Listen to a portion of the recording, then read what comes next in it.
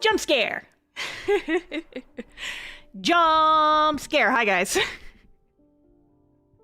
So, you may have noticed that something happened.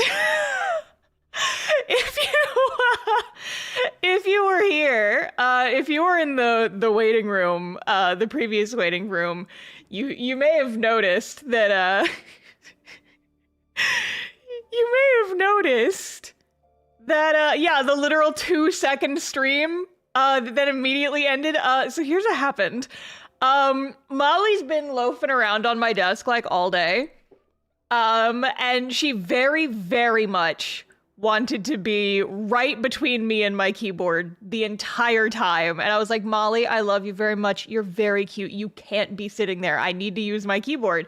And she got so mad at me that she stepped on the keyboard literally the instant after I hit the go live button and ended the stream to a point I could not turn it back on. So I had to wait. I had to make it a new waiting room. I had to make a new stream because she didn't like pause the stream, or she ended the whole broadcast.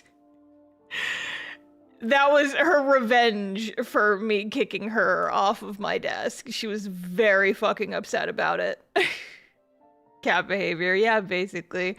But yeah, welcome everybody to the first art stream since I've come back from my vacation. Wahoo! Incredible.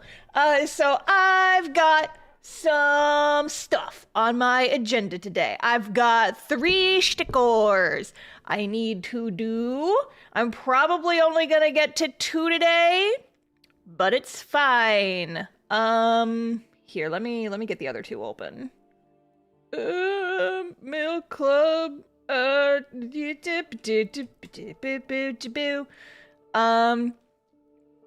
Tuna Casserole, thank you for the super chat. I appreciate it. Wow, look at that little guy dancing. That's cute. But yes, I have missed the streams. Thank you for keeping me company during job application help. Oof. Sending you good vibes for job search though. But yeah. So I've got 3 stickers that I need to draw today. The first one, I'm gonna be honest, gang, this is not the one with the closest, deadline, but it is the one that I wanted to work on the most. I have a little witchy Lapis sticker here, Precious Blue Baby, because I'm doing an OC themed sticker rally, or a stamp rally for C2E2, and so this is going to be the prize for that. And then I also have Little Fawn Vector and an obnoxious fairy Rory for next month's mail club, because we're doing like a fairy fae AU type of thing. So yes, we have tiny obnoxious fairy Vector, or Rory, and then Little Fawn Vector. He's a little deer boy. Little deer boy looking cute. But yes. So regular Rory, true. True. But yeah, the Lapis sticker should probably take me the least amount of time, so I just want to bust this one out really quick so I don't have to worry about it. Also, I just want to draw my baby. I just want to draw my little blue baby really bad. So we're just going to knock her out really fast. Actually, let me go ahead, time-lapse, record time-lapse before I forget. Turning on time-lapse recordings for all of these. Willie Future Kaiser, thank you for re-upping the membership instead of cast off its name off because Faye, yeah, they'll steal your names. They'll steal them. Don't tell Rory what your name is. She's got a horde of them somewhere. Just joined. It says member for 13 months. That's not just joining. Have you been surviving off of gifted memberships until just now? I could very much see that being a thing that happens. But yeah, so we're just gonna chill, and we're gonna chat, and we're gonna draw, and we're listening to Baldur's Gate music, by the way, because I wanted something a little different.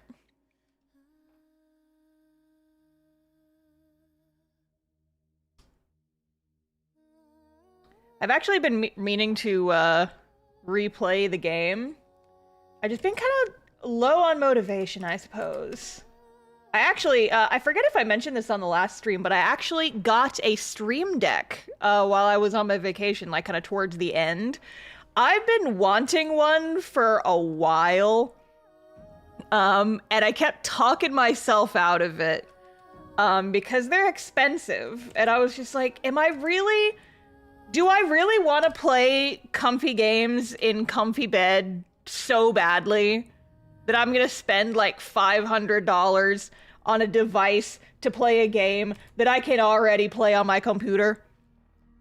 And the answer is I really did not want to. However, a couple of things happened. Number one, I just really wanted to be a cozy gamer. And then number two, so I get credit card reward points. It's like 1 to 5% back depending on what I purchase. So like if I spend $100 on something, I get $1 back in like just free money from my bank, essentially.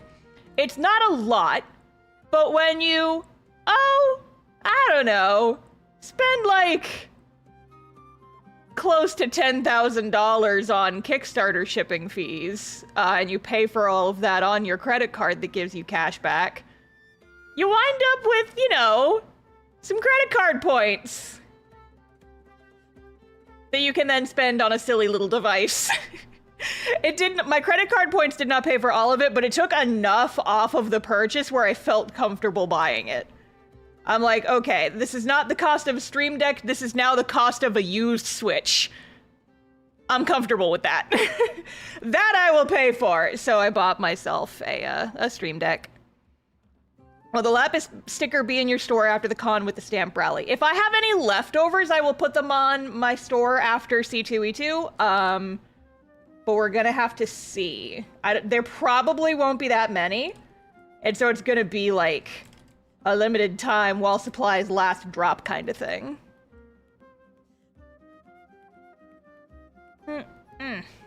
Shoulders popping. What website are you using to sell your art or stickers? I have a Shopify store. I started on Etsy and eventually moved over to Shopify because I was making enough sales to justify it. The thing is, like, there's pluses to Etsy. The biggest nice thing that Etsy has is they have, you know, like a marketplace. So if you tag your stuff properly, people will be able to find your stuff easier and you don't have to market yourself quite so much. You still should. But you can still get sales just from people searching, like, stickers and stuff directly on the website. However, you pay for that accessibility by Etsy absolutely nickel and diming you on every single thing that you do on that website. They charge a fee if you buy their shipping labels. They charge a fee just to make a listing on the store. They charge a fee for heckin' everything. But the marketplace is good, and it's the easiest one to use, I would argue. Shopify is nice because it's a flat fee. So I don't get charged to make a new listing or like add stuff to my store or change things or whatever. I don't get charged for keeping inventory, but it's like $30 a month. But I make way more in sales than $30 a month. So it evens out, you know? Etsy will nickel and dime the shit out of you, but it's arguably the easiest one to make sales on without doing a lot of external marketing. Shopify costs more up front, but it's like a monthly subscription fee. And depending on how many sales you're making a month and how well you can advertise yourself, I switched over to Shopify after about 6 months, because I was losing more money in Etsy's fees than I was, I'm trying to figure out how to structure this sentence.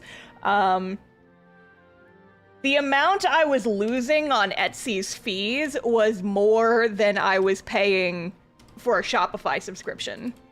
Like, by a gratuitous amount.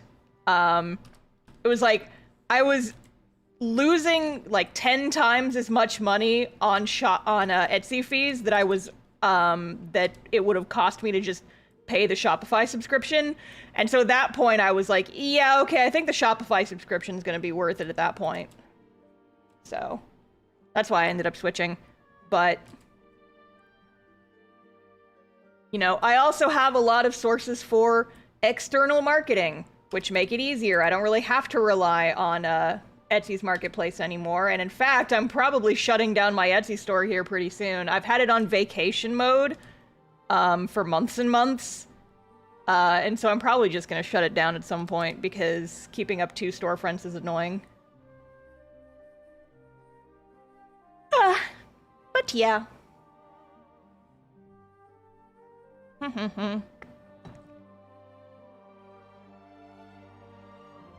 Oh yeah, so I've got some updates for you guys.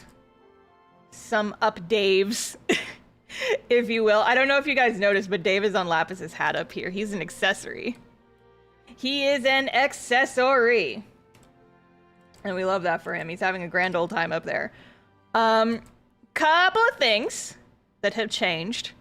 Didn't you only have Etsy so British people could buy your stuff? Yeah, and then at some point I realized that, like, I can still do it on Etsy, it's just that, or I can still do it on Shopify, it's just that Etsy lets people pay the import VAT fees, like, directly through the website. And if I wanted to do that on my website, it would, you know, like, I'd have to register and do all this complicated shit. But apparently, if people don't pay the import fees at checkout, they just pay it when it gets imported into the country. And so then I was like, well, then what the fuck am I still using Etsy for? I asked people on Blue Sky, I'm like, hey, like, UK folks, how much of a pain is it to, like, import shit? And people were generally saying, oh, it's not that much of a pain. They just, like, email you or send you a letter or whatever and tell you you have to pay X amount of dollars. And I'm like, would you guys mind just doing that so I don't have to keep using the Etsy? And the general consensus was, yeah, sure. So I just have a disclaimer now under every listing that if you're outside the US, you may have to pay import fees depending on what country you live in. And it is the Okay, are we good? That was dumb. Sorry, gang, my bit rate just dropped to 0 for some reason. And just would not, I had to restart the stream.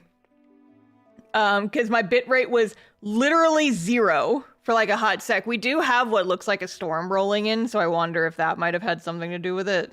But we should be back now. I can't fucking wait to move. Hopefully get better internet. Oh my god. Oh my god. Hopefully where I end up moving to will have better internet. It's fine. It's fine, I guess. Anyway, what the hell was I gonna say? I kept getting interrupted. Oh, right! Cast-off updates. That's a thing. That's a thing. So as you guys know, the comic has been on hiatus for a little bit. If you folks have seen on Discord, you already know this. Or if you're like on the early access for my Patreon, you might already know this because I've mentioned it. As of yesterday, the cover page and the cover and the first page of chapter 13 are finished. Ooh, I have officially started working on the next chapter of Cast Off, which means that the hiatus should be ending relatively soon. I still don't have an exact date yet. So what my plan is right now is that I am going... Okay, so the first scene of chapter 5, like the first chunk of the story, is about 5 pages. And what I'm thinking is I would like to get those 5 pages fully finished before I start the comic back up, because I feel like that's a good enough buffer, you know, because including the title page, that'll be like 6 whole pages, And that feels like a good amount of buffer for me to be comfortable returning to updating the comic. I'm going to hopefully have time to bust out. I would love to do like 3 or 4 pages next week, but we're gonna have to see. It's very much just gonna depend on like it's gonna depend on like how the whole house selling process goes and everything. It's gonna be a little touch and go. I'm not committing to anything just yet. But, you know, hopefully soonish, the comic will be resuming. I'm trying very hard not to rush things because, like I said on my last stream, I, you know, took a whole month off of I was still working on stuff, but I took a month off the comic. I was just like, you know, trying to rest. And then I was feeling pretty decent. And then I power slammed my way through video production too hard and undid like all that progress in like 3 days. Did a little oopsie-doodle. So I'm trying not to do that again. I am trying very hard to, you know, just kind of take it easy, take it slow, ease back into it. Not overcommit to something that I can't keep up with, especially right now when my schedule is going to be so crazy, weird, and awkward. Because moving is a pain in the ass, and unlike just, you know, renting an apartment, I have no idea how long I'm gonna be in this house. It could be like within a week of putting it on the market, someone shows up and wants to buy it immediately. That would be the dream. That would be incredible. But it's unlikely. Because the housing market is a little cold right now, apparently. So yeah, I could sell my house in like a week. It could take like 3 months. I hope not, but it might. And so, you know, it's all gonna be very touch and go. It's just gonna depend on what happens over the next couple of weeks. So, just, you know, I will keep you guys updated, but I can't guarantee anything right now. So, just keep your eyes open and I will update as I can. The one other thing that I will say is that we're probably, just like in chapter 12, we're probably going to be doing 1 page a week for like the first couple of weeks. At least until, you know, I'm in whatever my new place ends up being and I'm like unpacked and comfortable and not in the middle of like moving or doing home renovations or whatever.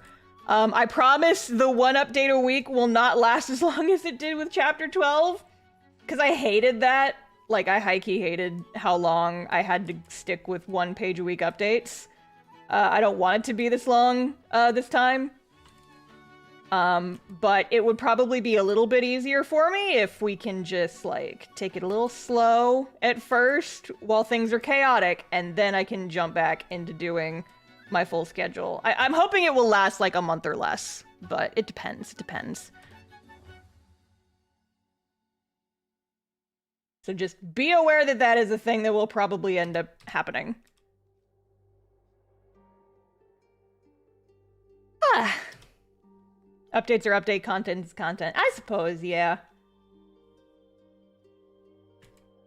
I'm just excited to start on the next chapter.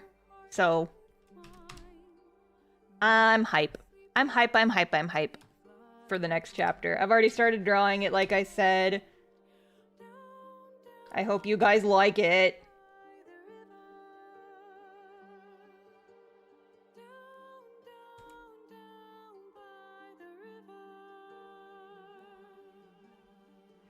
Speaking of content as well, I suppose. I know what my next video is gonna be. I've decided it at this point. My March video. Cause oh, who's in my inbox again? And they're like, hey, we've got some new markers. Will you yell about them? And I'm like, yeah, sure. Give me markers. Give me markers. And so what I'm thinking is, it's actually a video topic I've wanted to do for a while, and I was waiting for Ohuhu to come back in my inbox because I felt like it would be a good thing to do, like a good pairing, a good matchup. I've talked about how I want to do some just like silly videos where I talk about video games and such, while drawing characters from said video games. And so what I want to do is the video is going to be called something along the lines of making the hypothetical perfect Pokemon game. And it's literally just gonna be me talking about like, hey, if Mr. Game Freak dragged me into his office, sat me down at his desk, and said, we are making the next Pokemon game to cater specifically to you. What do you want us to put in it? And so it's just gonna be me talking about that, like talking about some stuff I like, some stuff I didn't like from past Pokemon games, just talking about features I think would be fun while drawing Pokemons. What I might do is I might take suggestions and like put them in a poll wheel or something. So I might draw your favorite Pokemon. Wow. I just think it'd be fun. So the markers that Ohuhu is sending me, I actually already have a set of. It's their new like acrylic brush markers that they sent me in that holiday care package they sent me back in December. Those have officially been released now, and so they're, you know, doing their influencer marketing about it. And I, full disclosure, love those markers a lot. And acrylic markers in general, they are begging to draw Pokemons with them. They're begging to draw Pokemons with them. And so I want to draw some Pokemons with them. Some little critters, some little guys. But yeah, I might do like a request thing and then stick them in like a poll generator or something. I might do a Google form. I don't know. I gotta think about it. Because I don't want to type all like over 1,000 Pokemon into a Google form. I might just say, put the number of your favorite Pokemon into this Google form, and then I'll just see which numbers have the highest, the most entries, the most requests.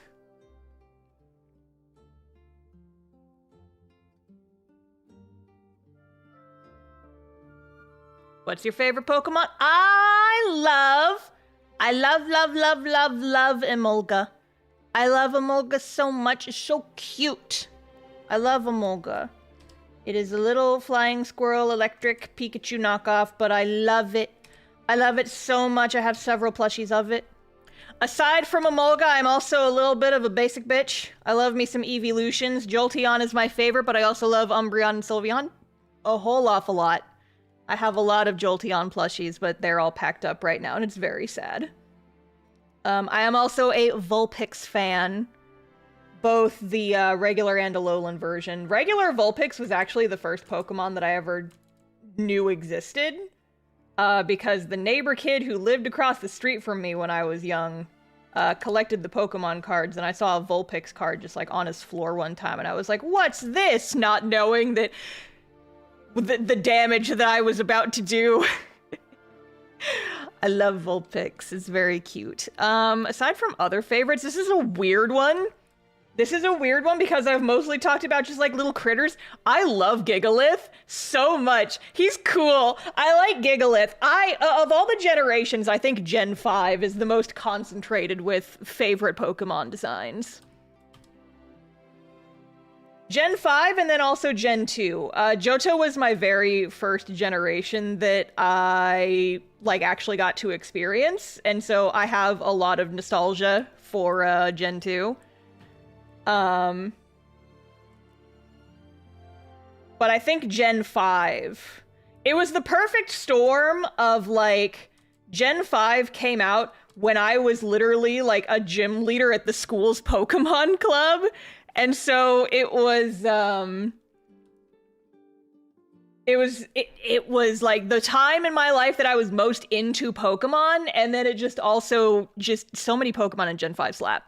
What was Gen 5? Gen 5 was Unova? I haven't played those games in so long. I've been meaning to go back and replay them. Just to feel something. Opinion on the Sun and Moon series? I liked them all right. I didn't think they were terrible, but Gen 6 and onward was kind of the start of I'm not as into these. And part of that was potentially growing up, and part of that was also maybe just like, I don't know, it just didn't hit the same after that.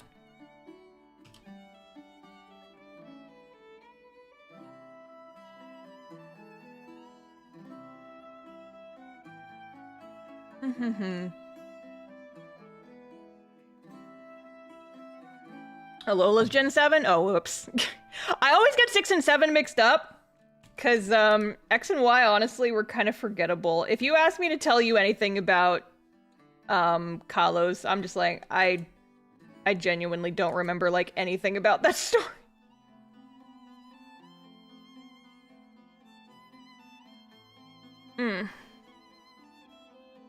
Yes, Black and White is Gen 5. I don't know why I didn't just say that.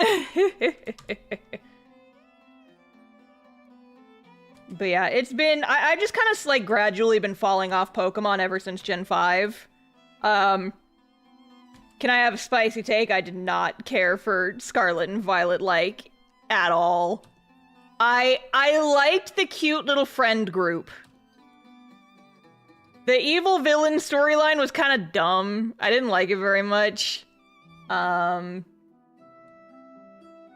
think they had some cool ideas, but I wish they had been implemented differently. And this is all stuff that I'm gonna talk about in the video when it comes out. This is all stuff I'm gonna talk about.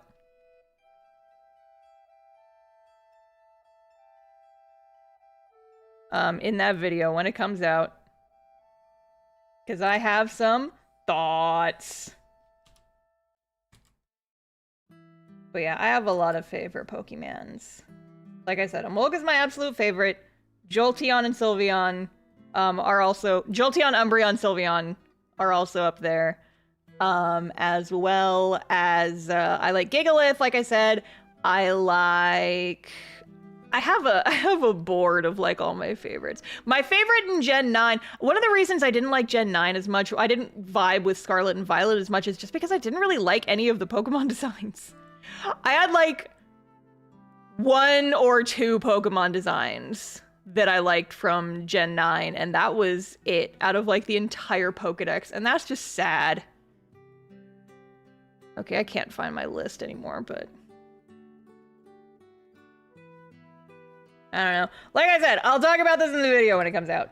But that'll be my March video. They originally contacted me for like a February video, and I was just like, looks at my schedule, looks back at them, looks at my webcomic that I really want to get started again, and I'm just like, can you do March? And they were like, we can do March if you do it early in the month. And I was like, sold. Because that means that I can take my time on it. And I can focus more on other things in the meantime, like getting my comic started back up.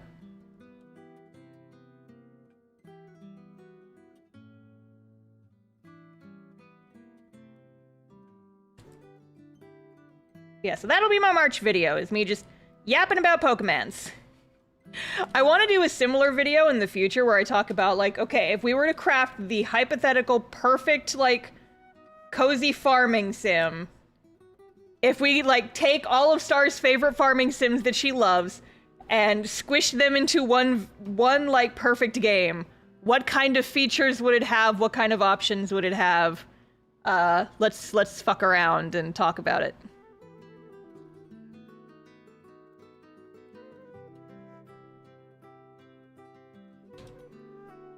But I don't know when I'm gonna do that one.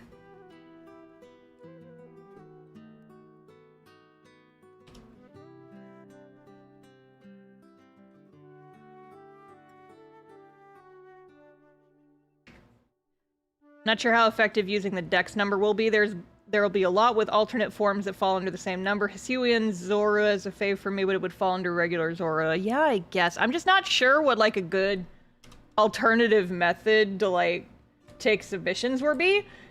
Because I think with, like, Google Forms and stuff, if people spell the Pokemon's name wrong, it's gonna count as, like, a separate, entry and stuff. And I'm just like, I don't know what the best thing would be to do. Use the national dex number? I mean, yeah, that was the thought, right? I don't know. I'll think about it. If all else fails, I'll just do the ones that I like. I'll just draw my favorites.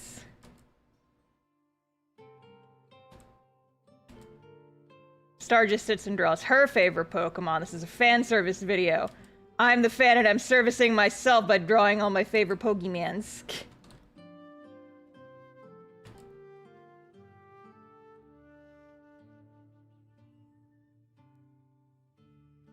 You'll MacGyver something. I'll do something about it. I will do something about it. If folks have, I'm gonna miss them if they're in chat. But if folks have a suggestion on ways I could take requests for Pokemons, leave it in the stream channels on Discord, I suppose.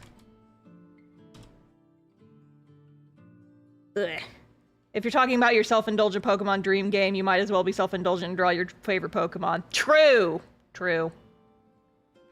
True, true, true. But I don't know, I've got a little bit of time to think about it. Lapis, your little hair fringe. Looking a bit too much like a mustache. Is the Discord Patreon only? No, but it is. You have to find it. I don't put the link to my Discord on my YouTube anymore because it is primarily a Discord for discussion of my webcomic, and whenever I put the link to the Discord on YouTube, too many people join and it freaks me out. Too many people join and it freaks me out, and then also a lot of people join who are like too young and don't know how to act. I'm sorry, y'all, but if you're like, I'm 13 and I know how to act in a public space, I'm sure you do, but there were enough people that didn't that we had to raise the minimum age because my mods and I couldn't keep up with it.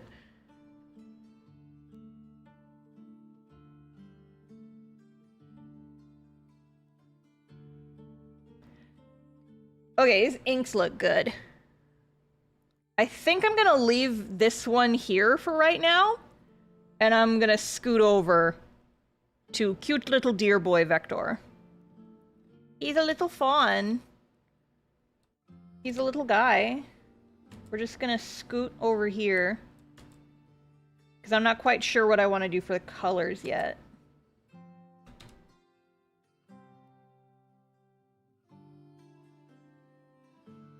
Yeah, I actually redrew this sticker. You guys will notice this is not the same sketch that was in the thumbnail. I actually redrew this sticker because I wasn't happy with the sketch. I've been struggling for a couple days now because while I did draw some while I was on my break, I didn't really draw enough. And combined with the fact that I was already kind of,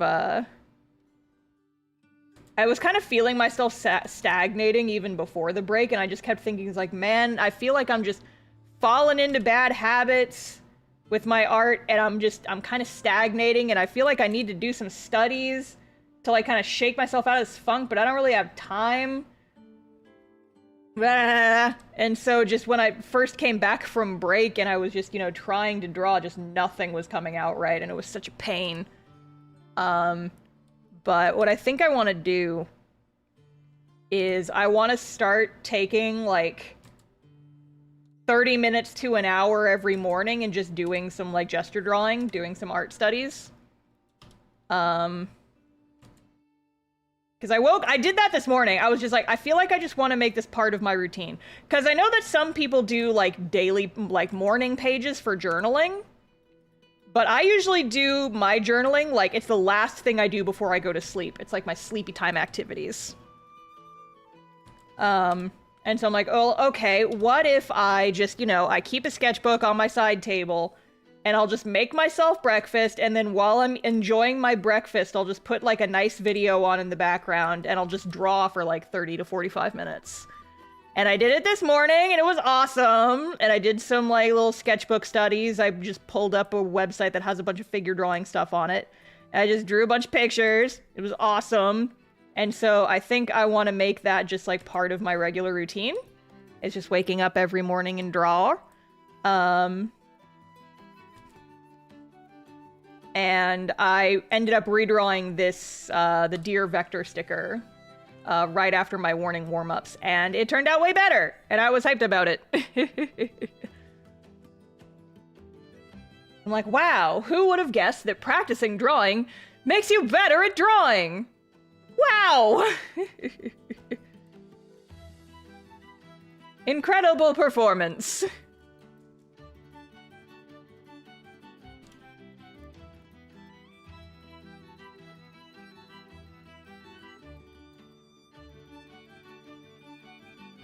But yeah, so I did that this morning. I'm gonna try and just keep that up, because it feels like a good habit to get into. But yeah. Studying is good. Art, and just like any creative pursuit, is just kind of a skill that requires constant study to maintain. But it's worth it, you know? You gotta stay sharp. You gotta make sure that your blade doesn't go dull. You gotta use your artistic whetstone. Opens up gesture drawing websites.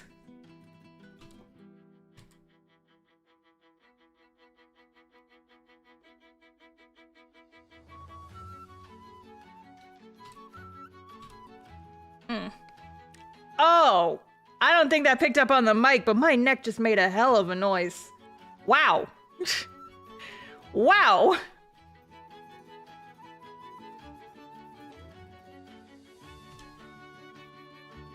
My neck cracked. Real heckin' loud. Do you have any gesture drawing sites you'd recommend? I actually need to find some more. The one I was using this morning is called TrueRef. Oh, it did pick up on the mic? Oh, geez. But yeah, I know that there's more out there, and I have them bookmarked, and then I forgot that they existed, and so I need to go hunt some more down.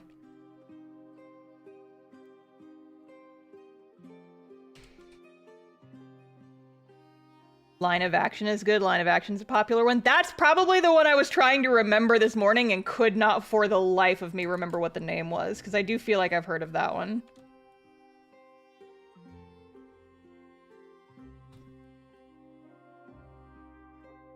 I'm just in my little deer friend drawing era.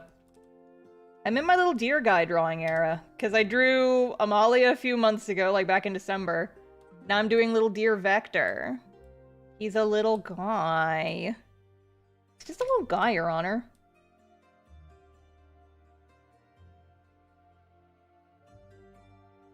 The urge to make a...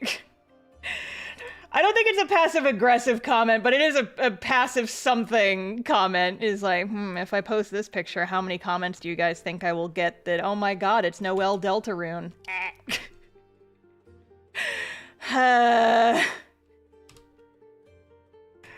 For context, when I posted the art of Amalia from my most recent video, well, not my most recent video now, but my December video, I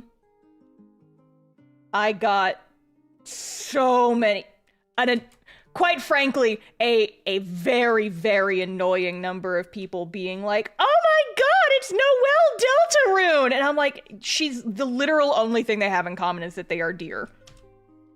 Stop commenting this, but I literally had to block the term from my YouTube and Instagram comments because I got so many people just being like, haha, it's Noel Deltarune, despite, you know, me putting in the description that it was a new character that I had made, and they looked nothing alike. Exactly, Dawn, exactly! Because, like, I was, you know, moaning about this at my mods. It's like, they look nothing alike. The only thing they have in common is the fact that they are deer, but people think they're so clever, and they go in my comments, and they're like, haha, it's Noel Deltarune!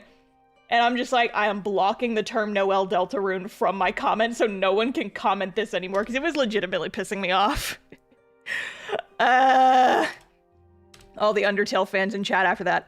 Listen, I don't... Like, okay, I've only played the original. I've only played Undertale. Actually, I think I played the first Deltarune. I haven't played any of the subsequent stuff. But it's like, if that's the only comment is like, I don't have anything against Undertale. I have a thing against people who see a character, think, oh, this character kind of like has a general has like a couple of traits in common with this other character from this thing I like. And the only thing they will comment is like, haha, oh, it's this character, despite the fact that I am openly saying, hey, this is an original character that I made. She is a deer girl. And everybody in my comments just like latches onto, oh my god, a deer girl. It's obviously Noel Deltarune, despite Star obviously very clearly saying that that is not the character that this is. And also, you know, the only thing they have in common design-wise is that they are deer. But no, everybody in the comments is just like, Noel Deltarune, Noel Deltarune, Noel Deltarune. And I'm just like, shut up. Ah. It was a whole heckin' thing. I have blocked a lot of terms from my comments these days, just because I got so tired of the comparison comments. Let this just be like a, maybe an etiquette, a request. Is, you know, oh, okay. So I had this conversation with some of my mods recently. Like, if you know, make a passing thing that's just like, oh, I love this character design. They're so cute. I kind of get a little, it's like, I can kind of see a little bit of this character in their design, and I love this character. You know, if the comparison is not the entire comment, I'm generally okay with it. It's just like, oh, they kind of remind me of this other character. The design is really cute. It's like, oh, they're so, it's like, or, you know, they give some other compliment. It's generally fine. But like, if literally the entire comment is, looks like this other character, like, what do you want me to do with that? Like, what do you want me to do with that? I can't do anything with that except to get annoyed, you know? So just, it's only funny the first time. Yeah, it's funny the first time, and then the subsequent 30 times, it's not funny anymore, and I start getting mad. There better not be a cat on my computer.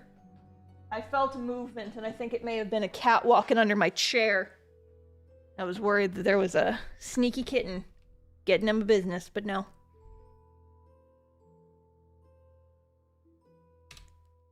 Comparing people's well-thought-out OCs to popular characters feels so disrespectful, I can't take it. Yeah. Yeah, it's just annoying. And like, I know that some people don't care. I generally don't care. It's just that I've been getting them constantly. And it's so annoying the 30th time.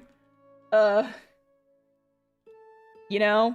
And so just, you know, maybe don't, if you're thinking about leaving a comment like that. Maybe don't, or at the very least comment on something else about the art. You know? Don't just let the entire comment be, oh my god, it looks like this other character. Or even worse, is like, that's just so-and-so from such and such game. And I'm like, okay, you're good. That shit gets you blocked. That shit gets you blocked. It's pain. It's pain. Star teaches internet etiquette. I'm doing my best.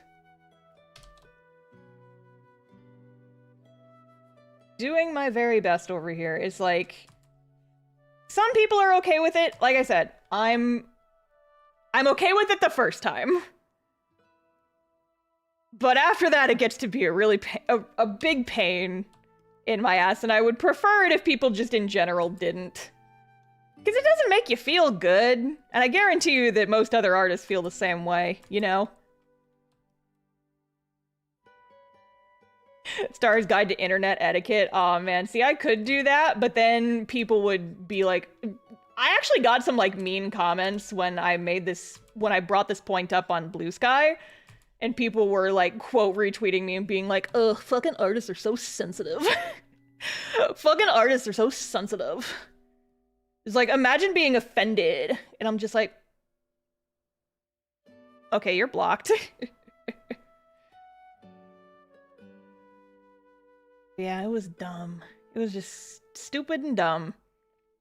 But yeah, just ending that part of the conversation with maybe just keep that as an inside thought, you know? Those can be inside thoughts. I don't mind you thinking it, but you don't have to put that in my comment section, you know? That's why the block button is helpful. Trash takes itself out. Very much. Very much. But like, the thing is that in order to block them, I still have to read that comment and it makes you feel bad. And so I'd rather just, you know, not engage at all. If I have the opportunity to just avoid the bullshit altogether, I would much rather do that.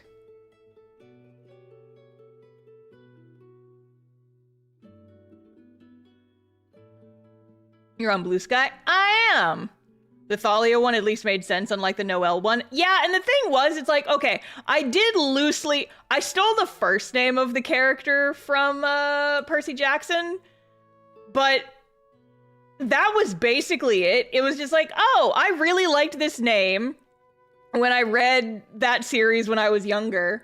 And so it's just been kind of up in the banks. Like, she didn't get the water powers until like 2 years into that game. Here's my Blue Sky, by the way, since someone was asking for it. And I gave her the last name Jackson because I was trying to think of something that was, you know, like, appropriate for a musician. I just thought it worked, and I thought it sounded nice. But when that's like every single comment I got on that video, it was just, it's not fun, it's not fun. You know?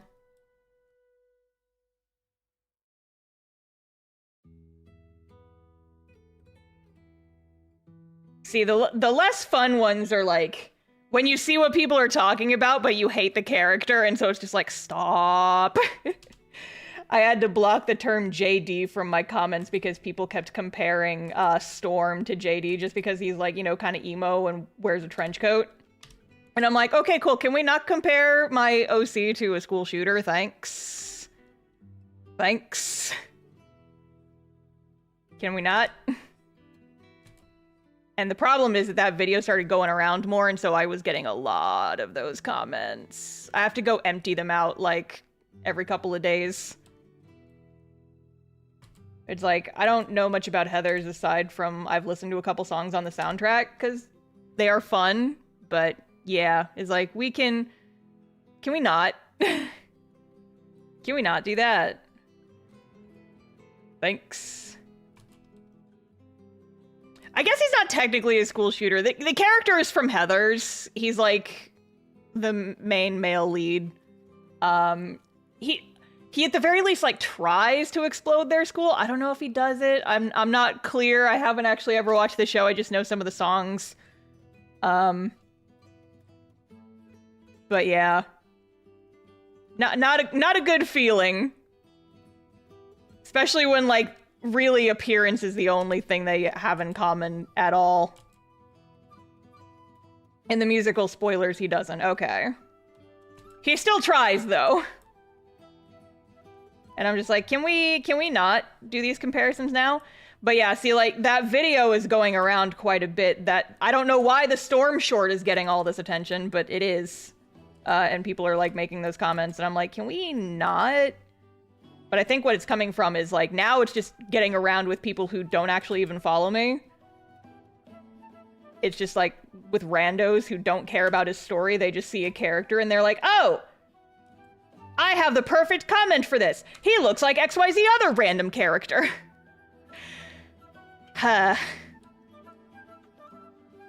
It's a pain. It's a pain. Just in general, like I said, I would err on the side of, like, don't compare people's OCs to established characters from other media, because best case scenario, they're gonna be like, oh, okay, I guess I kind of see what you mean. Worst case scenario is they're gonna block you, and I would be 100% in favor of people doing that because it's kind of rude. You know? If you absolutely, like, can't contain yourself and you have to say something about the comparison, say something else nice along with it. Don't just let your whole comment be the comparison, you know? It's just rude. It's just mean. Imagine seeing a character wearing gray with hair slightly covering their face and being like, haha, the guy who tried blowing up his school in Heathers. Yeah, that was exactly the vibe, and that is why the term JD is blocked from my comments. If you try and leave a comment on that, it's gonna get stuck in the, what I call the stupid comments folder. Where I just go in, I mentally prepare myself to go into the stupid comments folder by going, it's time to look at some stupid shit! And then I click on it, and then I just go delete, delete, delete, delete, delete, delete, delete. For all of them. Because, like, yeah, when I say them, I always make it clear I mean it as a compliment. Yeah, Dawn and I had this conversation with a comparison between, like, Toph, Avatar: The Last Airbender, and Rory from my webcomic. Because, like, looks and personality-wise, the two have some similarities. And so the way I described it was like this. If I post a picture of Rory, my character, on the internet, and someone says, aw, she's cute, I like her design. The black hair and the green color scheme makes me think a little bit of Toph, and like her personality is kind of similar too. That's neat. Was that an inspiration at all? Or is this just something that, just like make the comment something else? I'd be like, okay, I'm not like a huge fan of comparisons, but this is fine. And they're clearly trying to engage. It's like, this cool, it's fine. If someone points at Rory and goes, aw, she looks just like Toph from Avatar: The Last Airbender, my response is going to be like, I mean, not really. They have some similarities, but they are clearly very different characters. If someone leaves a comment that just says, oh my god, it's Toph from Avatar: The Last Airbender, I'm going to be like, no, it's not. I very clearly say in the description that that's not who this is. And then, so I'm probably going to delete that comment. I might mute you. If someone the worst offender though is when someone says it's like, that's just Toph from Avatar: The Last Airbender. I'm like, you're blocked. That's getting your ass blocked. Like, so that's the scale of it. That's the scale that we're operating under. Waste of Matter, thank you for the super chat. I appreciate it. Don't mind the name. I can't change it right now. Fair enough. But thank you for the super chat. I appreciate. It's when they have audacity. Yeah, that's a good way of putting it. It's just like, all right. You're just play stupid games, win stupid prizes. Stay stupid shit, get blocked, and lose your comment privileges. It's that kind of thing. It's that sort of situation. Look at my son, he's so cute. I do think this leg probably needs to be changed. I think the perspective's a little off, because he's kind of turned.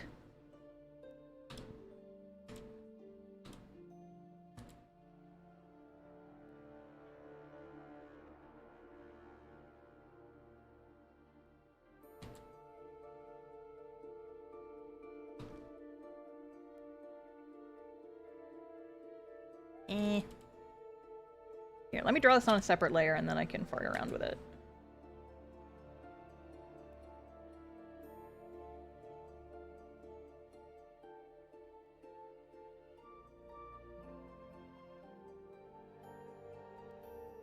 Okay, that looks good. Okay. One of the reasons why I redrew this sticker, the sketch, is because I wasn't happy with the legs. I had to go back and like look at some better references of little deer legs, because I wasn't happy with how they looked.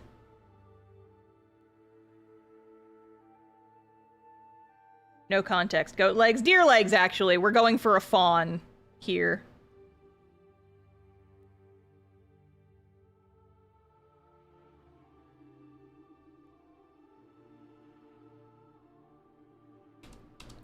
But yeah, I just, first of all, just something funny. If you ever want to see the definition of a vocal minority, you gotta go on my Patreon and look at the poll for March's Mail Club theme, because every single comment on the poll is talking about the option for like, oh my god, cast off Sonic crossover, oh my god, and everyone's like freaking out about that. But the Fae AU is the one that won, and there's like no comments about the Fairy AU. All of the comments are about Sonic, but Sonic lost by like 20%. Oops! Oops. So we're gonna do Sonic another month. I don't think it'll be next month because next month, or well, April, will be the comic's 10th anniversary, and I want to do something special for it. But maybe May we can do Sonic. I do want to do the Sonic crossover at some point because I think it would be really fun. I want to draw the characters like wearing little Sonic character cosplays. I think that would be cute as hell. But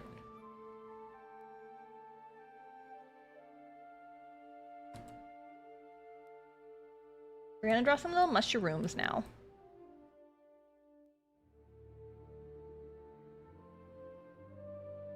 Some little mushrooms.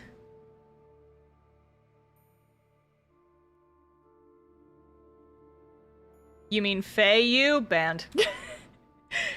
Banned for puns. Get out. No being funnier than me in my chat. On my stream, you're gonna come in here and try and be funnier than me? Banned.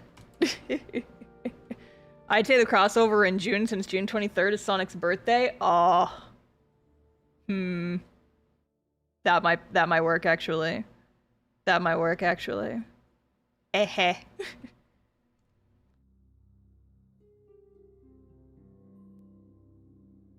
Eh. I don't generally keep track of characters' birthdays or things, but that does seem like a good time to bust out. Sonic Pride Parade, amazing. See, the thing is that like I've already done art of basically all the characters in some sort of like Pride Month theme. So if I did another one this year, I don't know what I would do.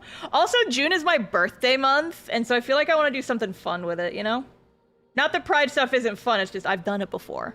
I've done it before, you know?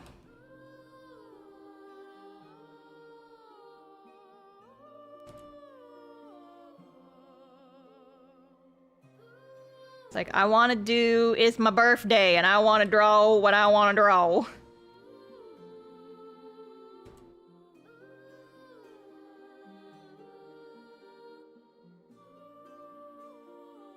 Look at my little mushroom lad.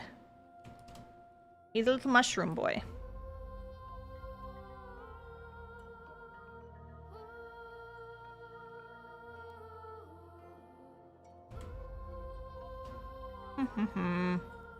And April 17th is Castoff's birthday, right? Yes! April 17th of 2025 is the comic's 10-year anniversary. I started it in 2015. I was fresh out of college with a Cintiq and a dream. Wow! I wasn't fresh out of college. I had been out of college for... It was almost exactly a year after I graduated, actually. But right after I graduated, I went into a very, very bad depressive period that I affectionately refer to as the worst 6 months of my life. But once I kind of figured my shit out and I got through that, I was like, hey, I miss making webcomics. I've had this one sitting around in my brain for a while. I think I want to do that. So then I did. I did it. I did the thing. Any character's got an August birthday. I can't remember if Liam is in August or September, but he's in one of those months. I finally like sat down and figured out all the cast-off characters' birthdays. We just missed Taryn's, actually. Taryn's birthday was on Saturday, and I only remember because I wrote it in my planner.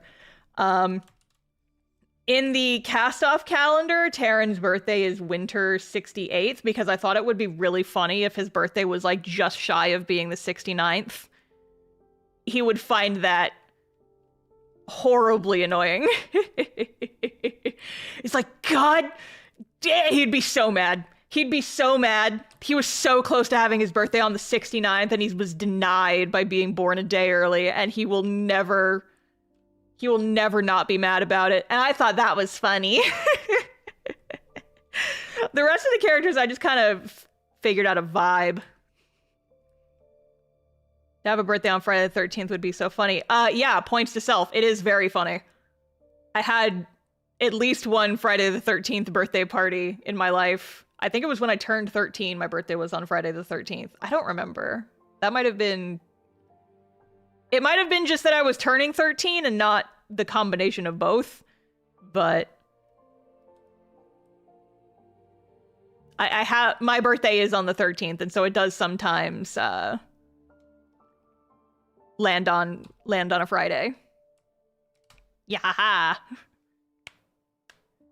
I for a couple of years told people that I was born on Friday the 13th, and then I think I got confused because my birthday was actually on a Saturday. And I was like, damn it.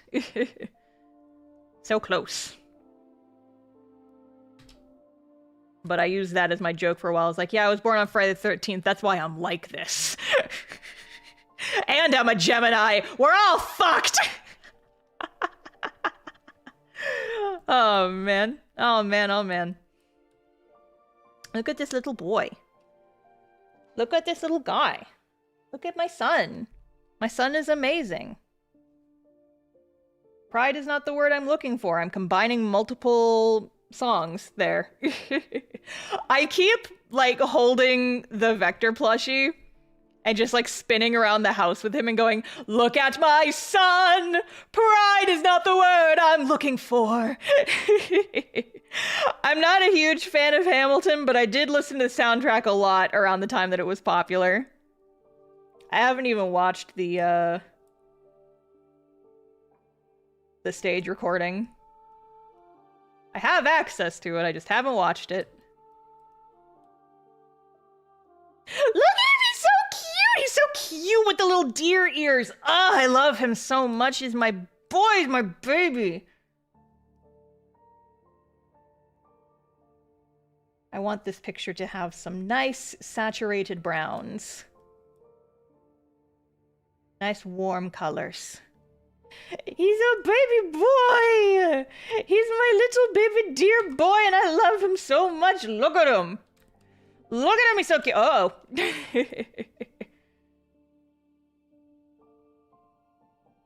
want to do like a cream color for the inside of the ears and the underside of the tail.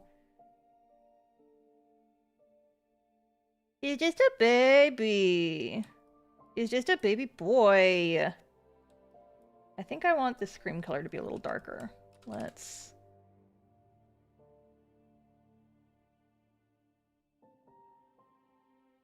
Yeah, that looks nice.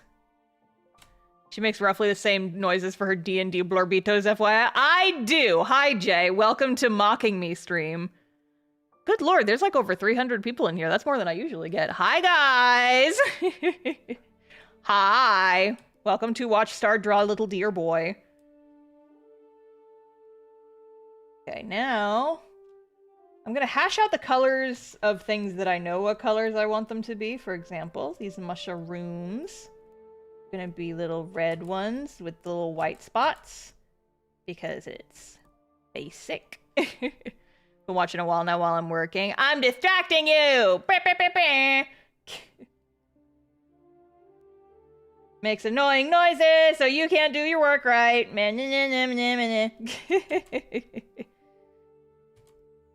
Ah. I think you pressed the wrong button. My water.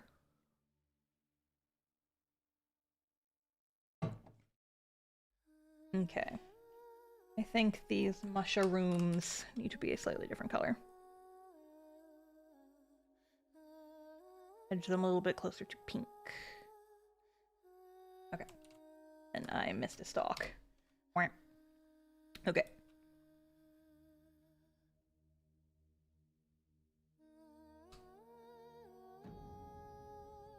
Can Jay do another 10+ minute autistic rant soon? Jay, I'm telling you, the people yearn for the weapon stream. They yearn for it. I told Jay he needs to do, like, professional swordman reacts to sequences in video games and whatever. But he won't do it because he hates me and all my suggestions. And he just never listens to me, even though I'm chock full of amazing ideas. He just doesn't listen to them. Like that time that I told him he should do shorts talking about like D&D stuff and weapons and all the medieval knowledge that he has, and he just won't do it. He just won't do it, chat. I think he hates me. I could do another stream, but I just don't have time. Sounds like making excuses. Excuses!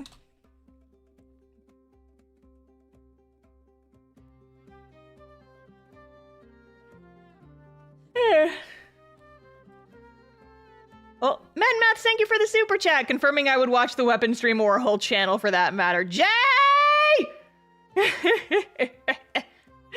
The people are saying words! I have to finish your shorts first, the ones I promised you. Yeah, you do have to do that. You working on those today or what? Also, CW Artist, thank you for joining the membership. Thank you, thank you. Welcome to the Starlings. Ah, haha, get bullied, idiot. Get bullied. With enabling. Ah, yes, scream. Scream for me.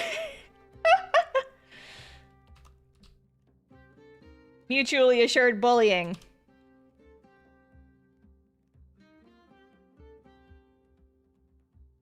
It's on mushrooms. But yeah, I've been trying to bully Jay into doing like some sword and stuff related content. But he keeps complaining that he's too busy, chat. He keeps complaining he's too busy. Even though everyone here wants to see them so bad. Can't believe this. You guys should go subscribe to Jay's channel so that when he eventually does those, you will see them. I'm not gonna let him take over my stream again. You can put it on our regular channel and everything. Yeah. Yeah. Do it.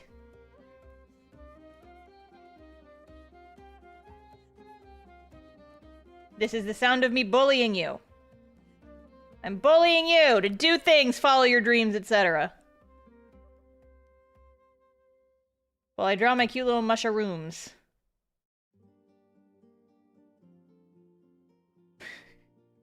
Sarah's employing every possible passive-aggressive tactics. That's what I do. Passive-aggressive affection. And encouragement. Aggressive encouragement. What is it you guys call it? I can't remember. They penned a name for this, my patented tactics, and I've forgotten what it is. Look at the cute mushrooms! I zoomed out and I saw them, and they're cute. I finally got my new idea because I heard, yeah! You do the other stuff you said you were gonna do the other day? I never pestered you about it afterwards. I assume that you did stuff. But I have no way to confirm. Oh, I should make the grass green, actually. This is not a specific, like, autumn color scheme.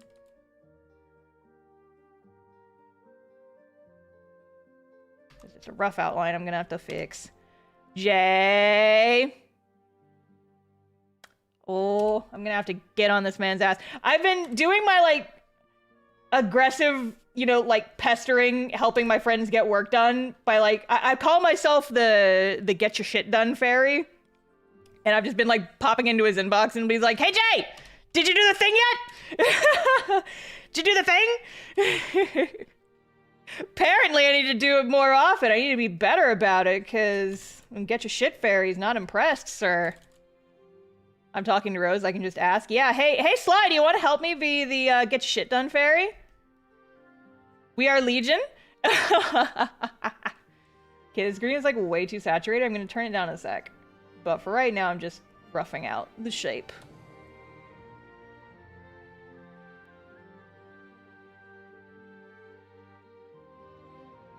Don't angry capital V face me. You brought this on yourself, sir. You brought this on yourself. We are Legion. We are fairies. Gonna be annoying in your inbox.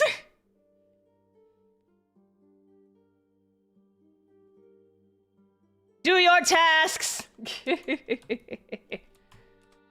I did so many tasks. I have my regular art tasks as well as my gotta sell my house tasks, and they're both a pain in the ass. If it makes you feel better, I didn't do all the stuff I was supposed to do today either. I need to go to the store and buy compost, or not compost, what the fuck is that stuff called? Mulch. I need to buy mulch for my front garden. I was supposed to do it today and I didn't. Because I didn't want to go to the store because that involved putting pants on and I want to leave the house. So I'm going to do tomorrow after D&D.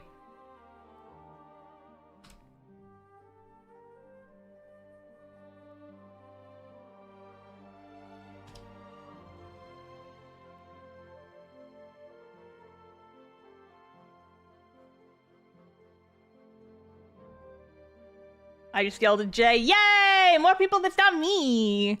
Legions.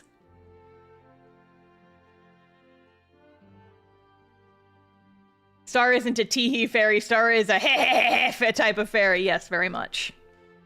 Very much. Agreed.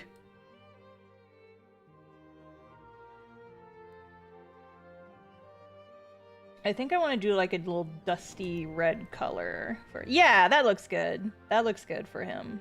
And...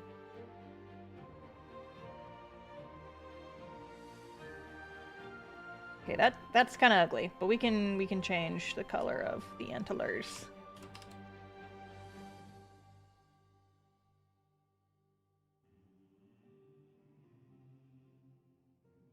A little less saturated. Oh, more than that. Okay, there, perfect.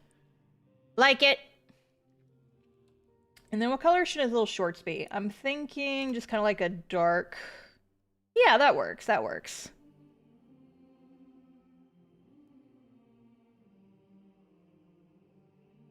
The kind of fairy you'd better be careful about telling your name to. Yeah, because no joke, if you tell me your name, I will use it. I will steal your name and then use it for an OC and then forget where I stole it from. I've done that before and I'll do it again. I actually, fun fact, this is like a coping mechanism that I have developed. Is that whenever you have bad memories associated with a person or a thing, I have found that a good way to stop associating... Okay, so let's say that you have, like, a name you like or a show that you like, but you can't unassociate that name or that show with, like, this person that you dislike. What I found works is creating new associations for that name or that show. So, like, an example is, I have a cat named Molly. I mostly named her after the Critical Role character, yes, but I did also have... There was a girl in elementary school named Molly who bullied me. But now, when I hear the name Molly, I don't think about her anymore. I think about my adorable cat. You know? Is like... That is my cat's name. And so whenever I think of Molly, I think of my adorable kitten and not anybody else who was a bitch to me in the past. Deep-seated Molly trauma. That makes it sound like a different thing.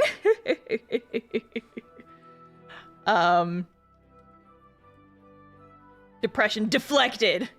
And you can bully Molly now. No, I don't bully my cat. If anything, she actually bullies me. She shows her cute soft belly to me and then bites me. And then ends my stream when I make her not sit on my keyboard. So rude. But yeah, so just done stuff like that. I've definitely, like, stolen the names of people I hate and, like, used that name for characters that I like. And so I'm like, yeah, I don't even think about you anymore, because now whenever I hear your name, I think about this D&D character I came up with, or such and such. Redo the association.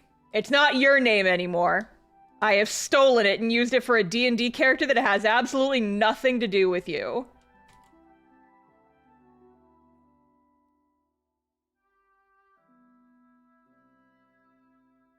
Yoink.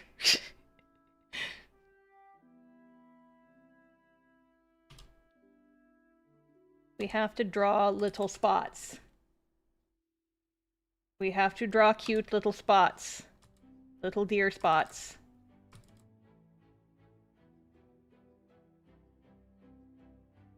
It's like that one meme when someone's so hateful it makes you want to spread kindness. Yeah, something like that, sort of. Except in my case, it's when someone's so hateful you steal their name and, like, name a D&D character after them. And a character that you like, not even one that you hate. There is a certain catharsis of, oh, I'm gonna name a character after this person who's an asshole to me, and then I'm gonna kill him. But there is also a certain other catharsis of naming a character you like after them, so now you don't even have that association with their name anymore. It's like, oh, your name is Bob and you were an asshole to me? Well, now I'm gonna name a beloved OC Bob. And now whenever I hear the name Bob, I'm just gonna think about that character and not you. And that's just how it's gonna work forever. I steal your name and I use it for good. If you didn't want that to happen, you shouldn't have been a bitch!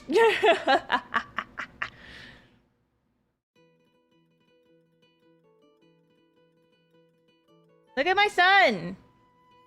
My baby boy! My little bibs. Superhero Fae type stuff. Yeah, stealing people's names, rewriting them, giving them a new character arc.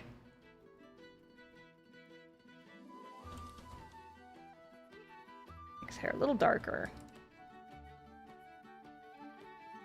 And then what I think I want to do is do a little bit of a gradient down here. And here.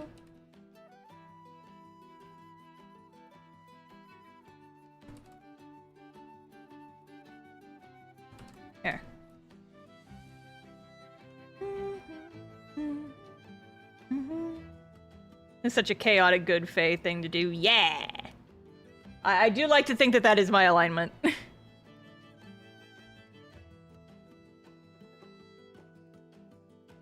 Okay, and then we gotta give him his glowy eyes, because it's required.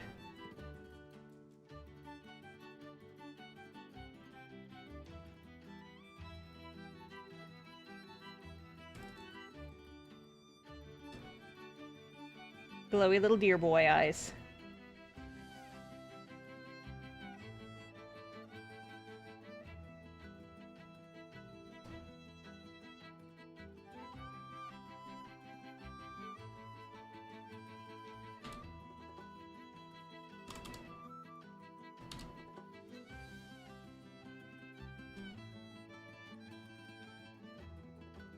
Sorry, I'm going quiet for a hot second while I just focus for a quick sec on getting these eyes looking right.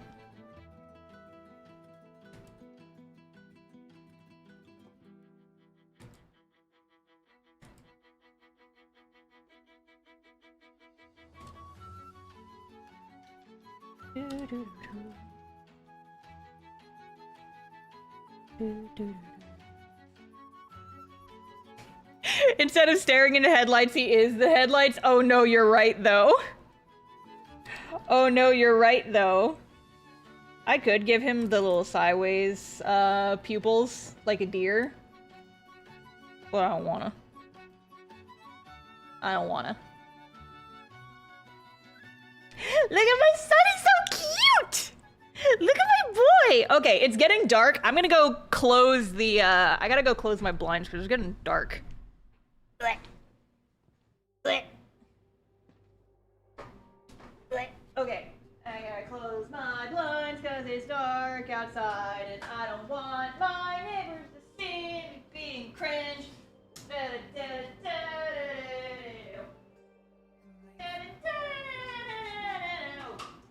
Closing all my blinds and being obnoxious.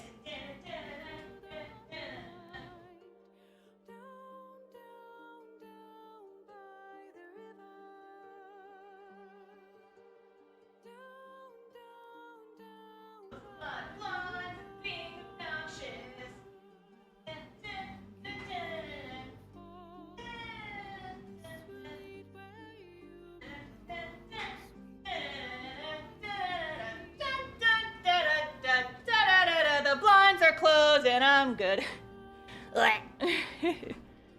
Okay. I'm back. I'm back. Window closing theme. Yeah.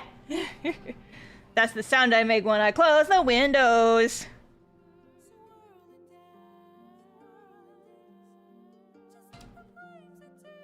Okay, what I think I want to do... Hello? It made a sound, but I don't know what the was. What the was? Ah! My integration's not working? I'm pretty sure those were my throne alerts, though. That was loud. I turned it down! It should not have been that loud. I'm pretty sure that was a throne one, though. Hold on. Hold on, it was too small. I didn't see what happened. It was too small and I didn't see what happened. Ah! Jared! Of course it was. Jared, thank you! New sketchbook off my throne. Thank you, I appreciate it. Oh, that was a brand that I've been wanting to play with, so that'll be fun and nice. Thank you! Appreciate. It was loud last time too. Yeah, but I turned it down by like 50%. I'll turn it down even more. It wasn't that loud this time, was it? It had to have been quieter. I turned the volume down on the thingies. Ah! Stupid alerts. Okay, because I think what I want to do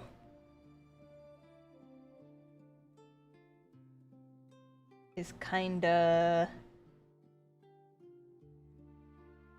do like kind of an ink blot kind of texture sort of thing.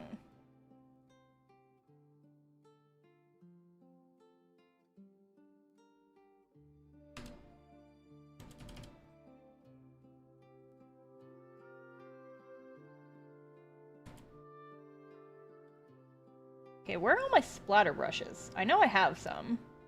Where are they hiding?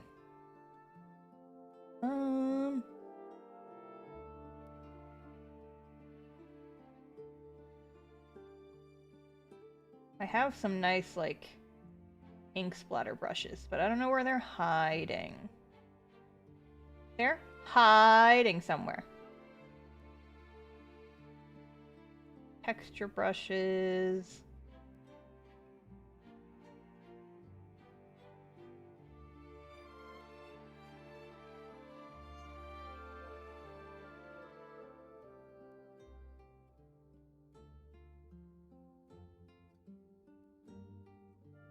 I have kind of a vision here.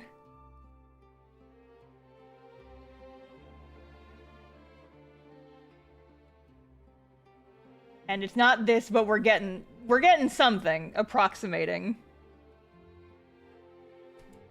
Also, this blue is not it, but I'm gonna change the color here in a hot sec. It's too blue. Maybe like a... Maybe...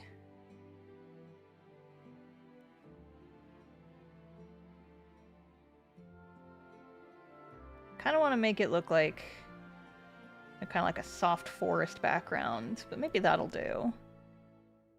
Maybe. And it looks a little bit too much like toothpaste. Eh.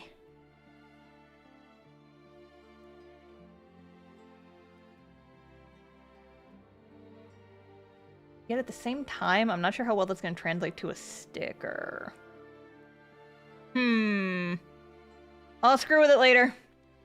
For now, I'm just going to shade my boy. Shade my boy. Shades him. Wowie zowie.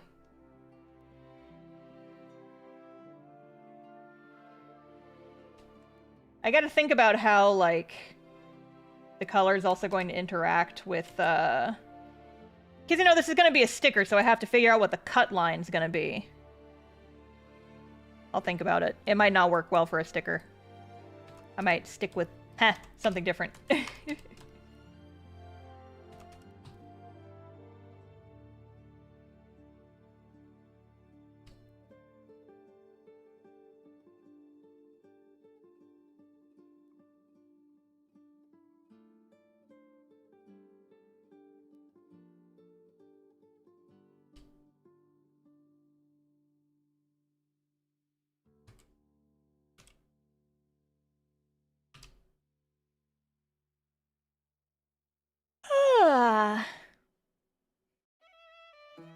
Here, guys, I'm gonna go take a real quick bathroom break. I will be right back. Don't go anywhere.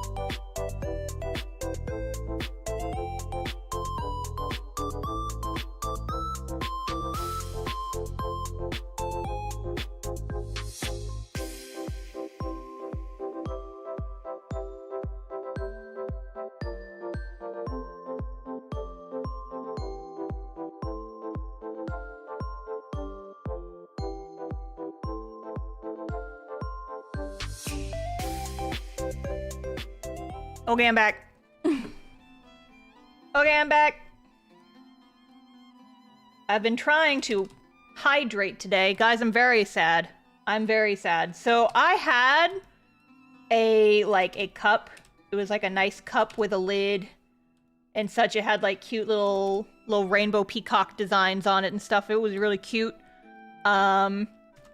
And I guess I put it in the dishwasher one too many times, and it like sprung a leak between the layers. It was one of those cups where it was like clear plastic, but it had 2 layers to help keep it insulated and keep it from being like condensation-y.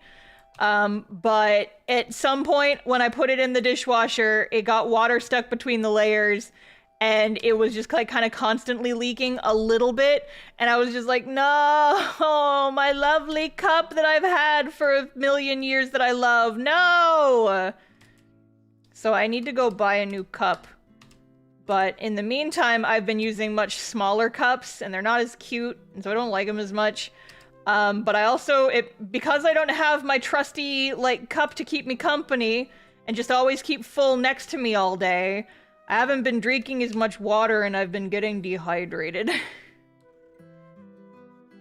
So, I've been trying to be conscious about drinking more water. But it's not as fun without my cute cup. Very sad.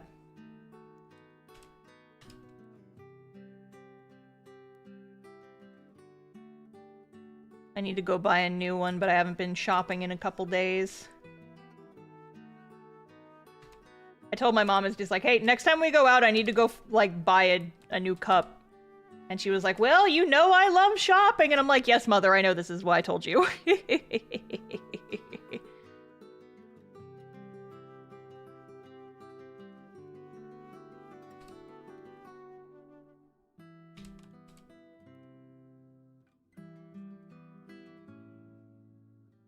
Here, let's look at my notepad full of conversation starters that I wrote before stream.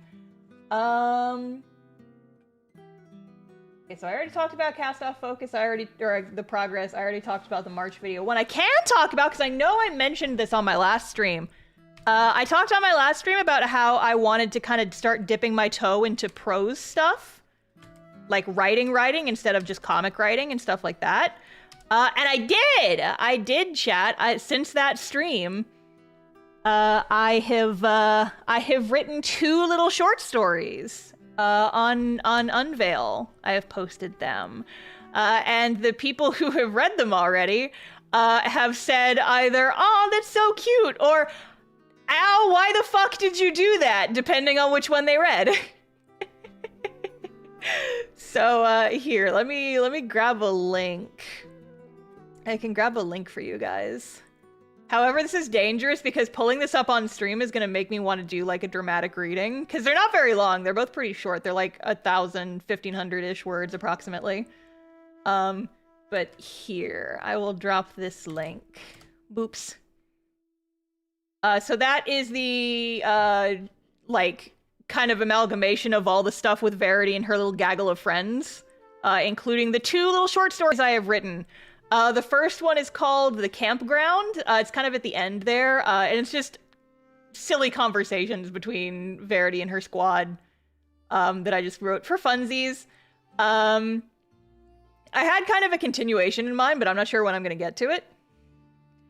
But then the second one is, hey, you ever fuck around and write about your D&D character's death from her perspective? Because I do that. Apparently. Starlight novel when? Eventually, I would genuinely love to do that. I want to do like a... I don't know if it would necessarily be a light novel, because I'm not quite sure what constitutes a light novel versus just like a regular novel. But I want to do like an illustrated novel at some point, because it's way faster than a comic. But I have ideas in my brain and I want to get them out there. And apparently, I'm not quite as bad at prose as I thought I was, which is heartening. I've gotten good feedback on the 2 little shorts that I wrote so far. So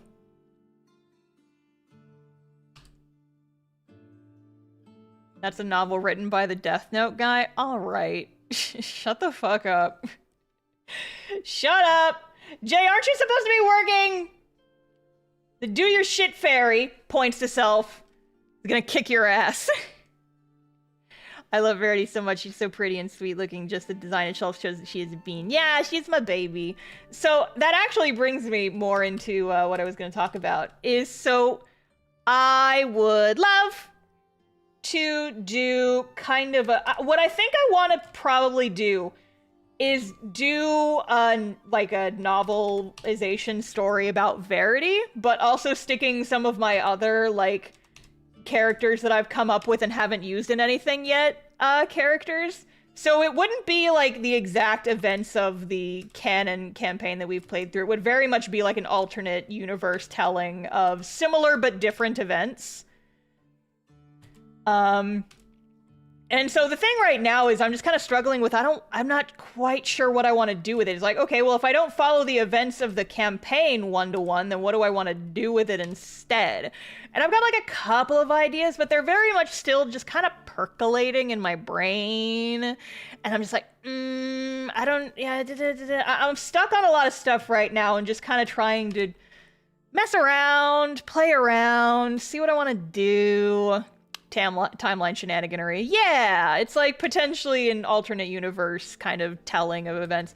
Another big thing is that I want to separate it from actual D&D lore, and so I've been working on developing my own like fantasy setting.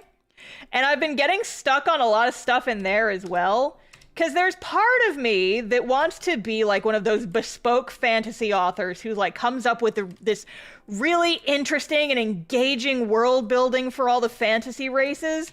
And then there's part of me that's like, I don't know if I need to reinvent the wheel here. Because, you know, like I can come up with some stuff, but it's just, world building is not my strong suit. And while I do think that some of the stuff I've come up with in terms of like the different fantasy races and the magic system and stuff is interesting, I'm just like, my struggle right now is that like, you know, I'm trying to see how far I can step away from like established fantasy races.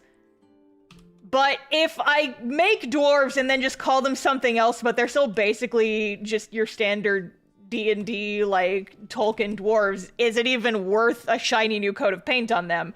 And I'm just like, well, maybe I can call them something different, but then it's like, is it worth calling them something different? It's like how stories will come up with different names for vampires and call them like something that's not vampire, even though they are literally just vampires. So why would you bother coming up with a new name for them? There are two wolves inside me right now. One of them wants to, you know, completely do all of my world building from scratch and like come up with cool names and interesting concepts for all the different fantasy races and like not use stuff that's super pre-established. Which is kind of like what I did for Cast Off, where it's like, yeah, they're elves. They're called that, they look like elves, but like the lore is very different because elves in Cast Off are just radioactive humans, essentially. They're not your Tolkien elves. They don't live for 1,000 years. They're not all super duper elegant. They're literally just humans, but with magic. And so I feel like that's kind of like a happy medium, right? Where it's like, I get to remake some new cool lore for this, but I'm still using, you know, kind of like some established stuff, but still making up my own things for it. And so I'm like, but you know, I always think it's so cool when fantasy authors like go out of the way to come up with like new, interesting lore. And then I look at myself square in the face. And I'm like, no, Star, you hate it when people don't just call their vampires vampires. You have dropped books for doing this. And I'm like, yeah, you're right, I guess. But it's different if I do it. And then I just slap myself over the head with a rolled up piece of paper. You know? And so it's like, do I just call them elves? I guess probably. Do I just call them dwarves? Yeah, I guess probably. But like my other thing is, you know, I love tieflings so much, and so many of my characters are tieflings. I'm not using the name tiefling. I'm pretty sure that is a D&D specific thing. I ain't using that, but then what do I call them? And like with the world building that I'm currently establishing, like all the different fantasy races are kind of like each fantasy race is like descended from a different god. I've talked about this on the past. And so it's like, okay, well, maybe I can come up with some kind of like unified name for all of them. Like okay, so the tieflings would be called this kind of shard. And like the dwarf equivalent would be like stone shard, and then there's like cinder shard for tieflings, and there's like something else. Like have them all. The names are all kind of matchy. But then I would need to rename all the fantasy races, and this is what I'm stuck on. This is the kind of thing that I am just constantly waffling about, you know. I'm just like, how far do I go? Because on the one hand, I think it would be cool to come up with my own stuff, but on the other hand, I'm like, maybe I don't need to reinvent the wheel. And then I'm stuck on like, I don't know what I want the actual plot to be. Because on the one hand, I do love the story of our D&D campaign a lot. But on the other hand, I love Verity and her old party so much. I didn't think I was gonna love them that much, but I've gotten really, really attached to them. And I kind of feel bad that they're dead. And I'm like, am I walking back her friends dying because I love them that much? I don't know. I'm still... So, your girl is stuck very firmly in the Waffle House right now. That's the status. So in the meantime, while I figure out my shit, I've just been writing like little standalone things. Why not both? Call them shards, and that's their official title, but colloquially they have standard names. Yeah, that's kind of what I was leaning towards. It's just like, they call themselves this, but in the grand scheme of things, they're technically this. Or maybe like dwarf is a subset of stone shard, because I think it would be cool to have like different races kind of come from the same gods, like depending on aspects of the world building that are boring and I don't want to get into right now. But it's like, okay, if you come from like this type of thing, you're still a stone shard, but like giants and dwarves and maybe also orcs would all be considered stone shards, but then like they have this certain like, okay, this is this and this and this. And I'm babbling and I don't know how much this makes sense. It makes sense in my brain. But it's all a very tangled mess. Do not rename elves and dwarves. Every single reader will think you are being silly, including myself. I will also think I'm being silly. Like I said, I get mad when books have vampires and they don't just call them vampires. Because it's like, okay, I get naming them something else if you're changing the lore and they're not technically vampires, but if they're literally just straight out the box vampires, just call them vampires. It's fine. But one of my main goals for this story was to, like, the setting at the very least, I don't know how much is going to get used in whichever story I make, is I want to be able to just have any kind of fantasy creature in the comic and have people not even blink an eye about it. I just want the freedom to be able to do that. And so, like, I'm not even sure how much of the world building would actually get explained in the narrative. I just want it to make sense enough that it makes sense in the world for this kind of creature to exist. I get it, you want to be unique, but you know trying to actively not make something similar is bad. No, I mean, I get it. I just, you know, there's part of me that wants to make my own thing. But at the same time, it's like, if I'm not deviating that far, then I don't see the reason. I talked about this in my December video, where I made new characters, is I don't like being told how to play with my toys. I don't like being forced into the box of using world building shit that other people have developed. I like to be able to make my own thing. And so, like I said, I used elves in Cast-Off, but they're different. They're not like your standard kind of elf. They have their own unique things.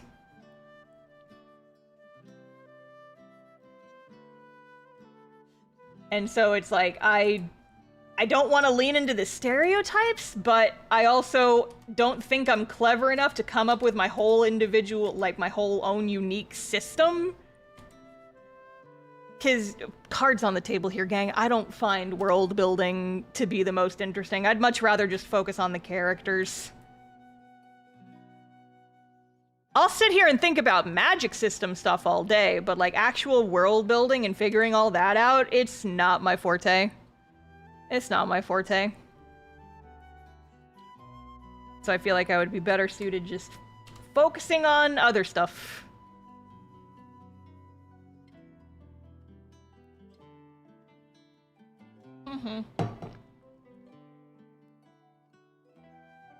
Are you gonna be at VidCon? No! What's VidCon?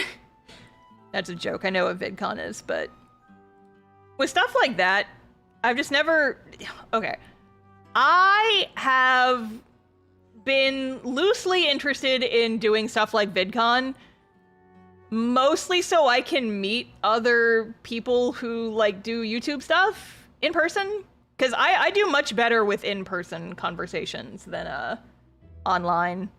But my problem is that I don't know who else is going to VidCon that would make it worth the plane tickets and the con pass and the all of that. I'm just like, I don't know if it would be worth going for networking purposes because I don't know who else is going. Is my thing. But it was funny. We were talking about it amongst the mods. It was just like, God, we need like professional like networking play dates for adults. And I'm like, I think they have that and it's VidCon, but VidCon's fucking expensive and I don't want to go if nobody else I casually know about is going. Dang it. Dang it.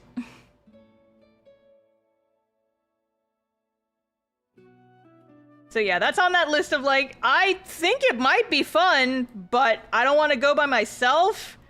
I would mostly want to go to network with other YouTubers, but I don't know how many other people in my niche usually go to that. So, shrug. Shrug.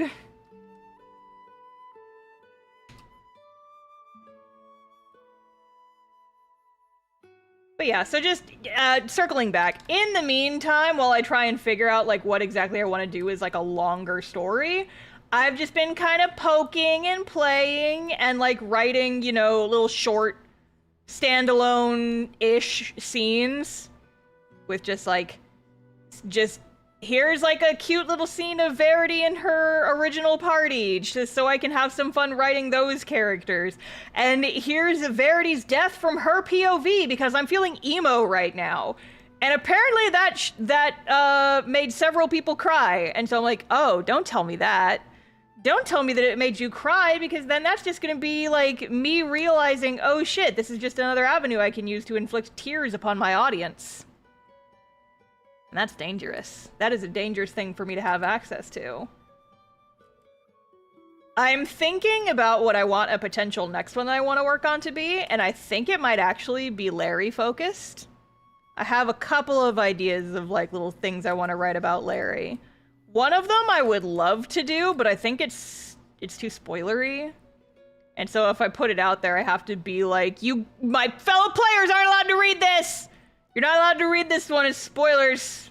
It talks about stuff that hasn't been brought up in the campaign yet, you're not allowed to read it. My audience can read it, but for you guys, my regular audience is allowed to read it, but you're not allowed to talk about the findings on stream.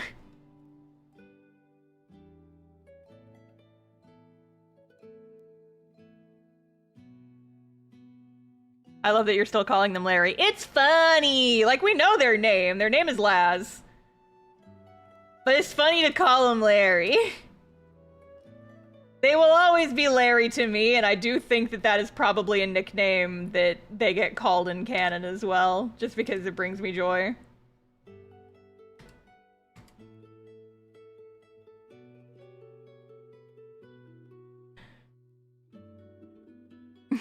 I read your Verity story, and while it didn't make me cry, it made me feel sick, and I want to hug her and pat her. Yeah, she needs some hugs and pats right now. She's a sad baby.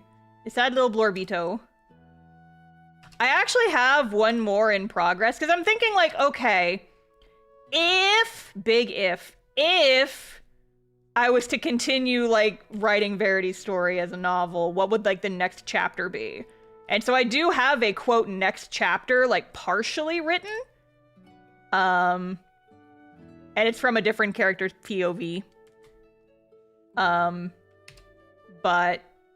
I haven't been messing with it for the past couple of days. It's still a work in progress, and I don't even know if I'm gonna post it when it's done.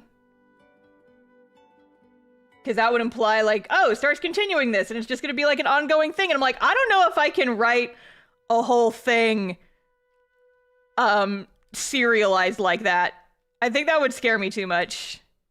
I want to just, like, write it, and not make it up as I go, you know? But I don't know, maybe. I just kind of want to write without expectation for a while.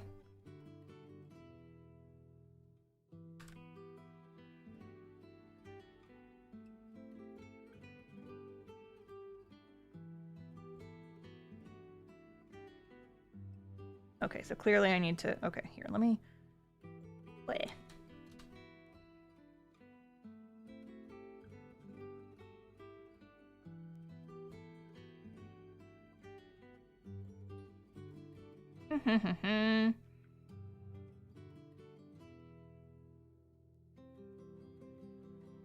Because, like, the thing is, you know, with Cast Off, I had a lot of ideas of what I was going to do with Cast Off, but I sat and percolated and thought about Cast Off for, like, 5 years before I actually started writing anything for it. I feel like I'm a very thinky writer. I feel like I need to, like... Part of my writing process is just kind of sitting and thinking about my ideas a whole lot. And just, like, percolating, you know? I kind of envy people who can just, like, come up with stuff and just have so many story ideas all the time, because that's very much not me.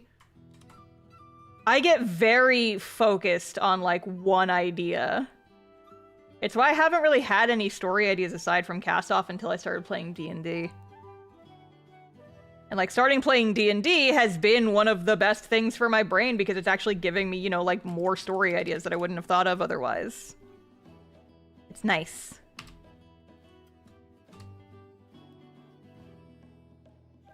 And, like, you know, I do have other ideas, I suppose. Like, I still have, you know, like, my vampire girlfriend story that I want to do. But that one's kind of a lower priority, and that one, I feel like I really want that one to be a comic. And so I feel like I can't do that one until I'm done with Cast Off, because I don't want to distract.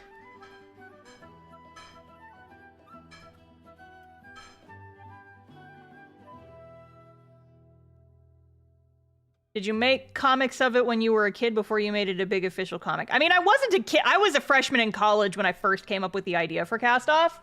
And it did have a couple of different versions, but for the most part, before Cast Off took the form that it does now, that it exists in now, I tried writing it.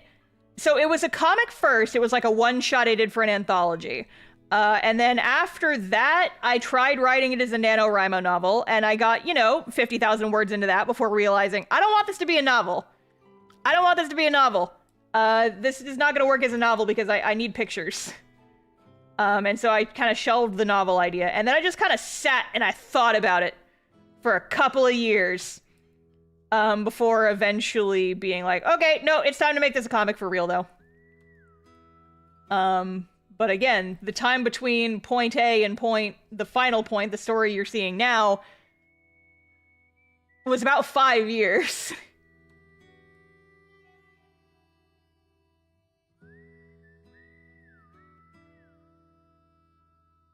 So, like, I very much like to have time to sit and think and percolate and come up with ideas. I like to stew in my brain for a while. I actually have considered, like, doing a couple of little bonus stories about Cast Off as written versions, because I think that might be fun. I've had a couple of ideas that I was gonna make into short comics, but I'm like, this doesn't really need to be a comic necessarily. It's mostly just, like, characters talking to each other. I could save a little bit of time and, like, do this as a prose exercise, potentially, but... Shrug? Shrug? It kind of depends.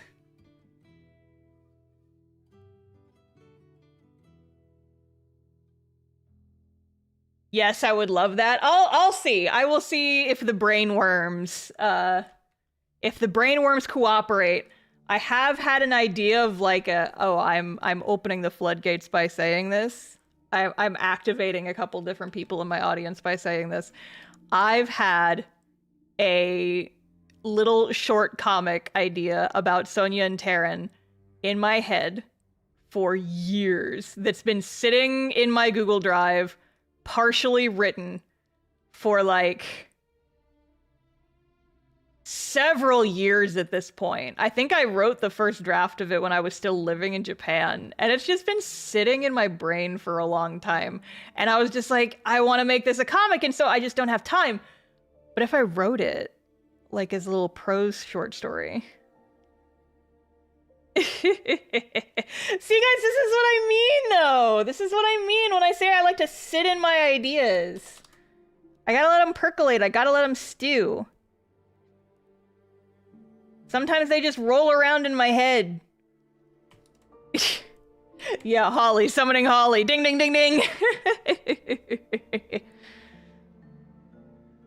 I would love to see a novel version of Cast Off. I'm not super into comics, but I love your ideas / designs and stuff that I see from YouTube. See, the thing is, like, I tried writing Cast Off as a novel, and I hated it because I so desperately wanted the story to include, like, the visual element. I was getting too caught up in, like, I know exactly what I want the scene to look like. Why can't I just draw it? And it got really frustrating. But, you know, for other stories, like, that don't necessarily need a very strong, like, command over the visuals, I think I'd be okay with doing them as written stuff. Like, that Sonia and Terran story could very easily be. Because it's mostly just conversations. It's mostly just them talking. My problem with that one is I don't know how it ends, because it's literally just, like, kind of the characters talking to each other. And so I don't know if it would be boring.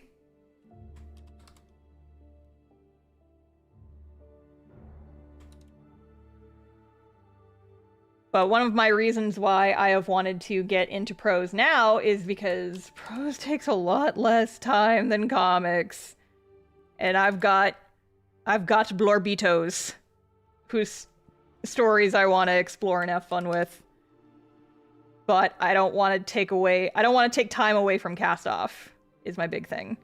It's like, I would love to examine these stories, but I don't want to steal time away from my babies. Visual novel. I did think about that, but I don't know anything about game dev, and the idea of, like, making a whole game just to tell a story is kind of intimidating. I don't know anything about game dev. I don't know anything about music. It kind of is intimidating me a little bit, and I don't actually even play that many visual novels, so it's just like,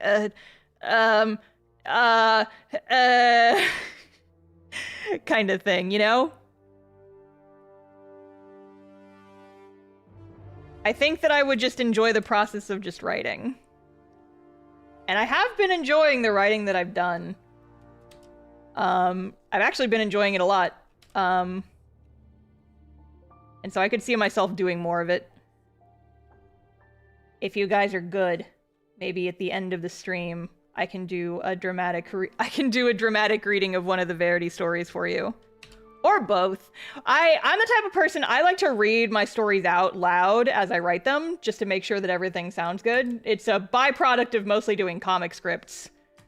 I read my comic scripts out loud to make sure that the dialogue sounds natural. But I also do it whenever I am writing video scripts. I also do it whenever I am writing prose apparently, because it just makes sense to do. That's another thing that I was thinking was, if I do get into doing prose and I, like, start, you know, making this, like, a regular thing that I do, it would be super fun to, like, make my own audiobook versions of the stuff that I write. Dramatically read the death one, make us all sad tonight. I might. If you guys are good, I might. I might end the night by making you guys all sad. Would you ever do a live stream of you writing? Absolutely not. But not for any personal reasons. Like, it's not that I would hate you guys watching me. It's that I cannot write with noise in my ears that is not ambient droning. Like, I've told you guys, I talked about this on my Silent Hill streams. When I'm writing, I cannot listen to anything with a beat I can't listen to anything with words. I have a writing playlist that is full of just kind of like, not even lo-fi. I can't even listen to lo-fi music when I'm writing. I have to listen to just like either white noise or music that's so like not really even music. If it has too strong of a beat, I can't focus. Like I've been listening to this is the kind of person that I am. I've been listening to the Silent Hill 2 soundtrack while I've been taking my walks recently and just thinking, and that is exactly the type of music I listen to while I'm reading or writing. My favorite, my go-to, if I am trying to write something and I am stuck, you know what I listen to? You guys want to know what I listen to when I desperately need to write and I'm stuck? I'm gonna pull it up for you. I'm gonna pull it up. Hang on. Okay, I'm gonna pause the Baldur's Gate music.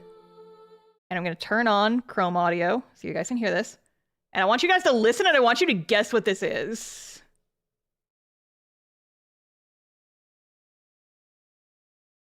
Okay, hang on, I might need to... Is that audible to you guys? I don't think it is. Hang on. It should be showing up in Chrome audio, shouldn't it?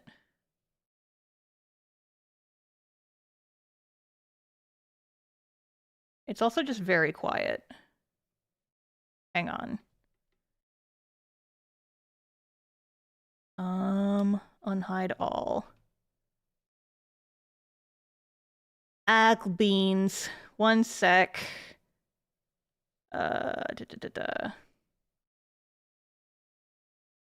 Sick. No, that is something different. To audio sources. Unlock. Okay, I need to not have all my shit locked. Okay, properties.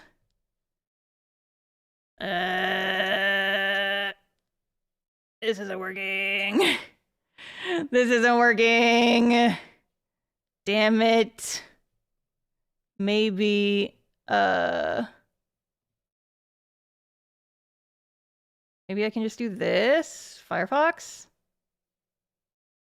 Turn game audio on. Turn it up. No, that's not working either. Shit.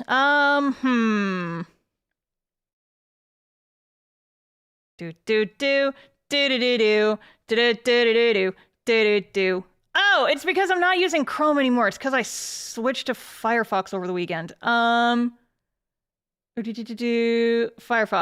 Add executable. Yes, now it's working. Okay. Okay. So here. So this is...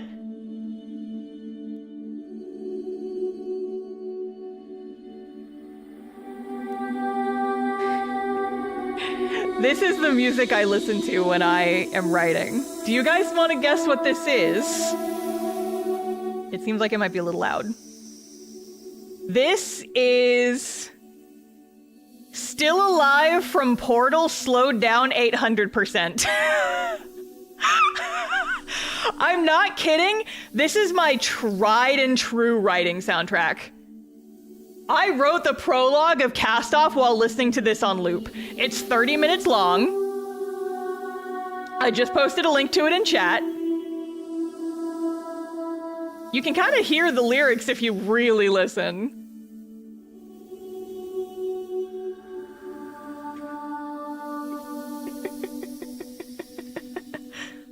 Like, so that is my writing music. This is what I listen to when I am writing. I have written so much of Cast Off with this in the background. I have written video scripts with this in the background. This is the kind of shit I listen to because there's no beat, there's no words, there's nothing super distracting.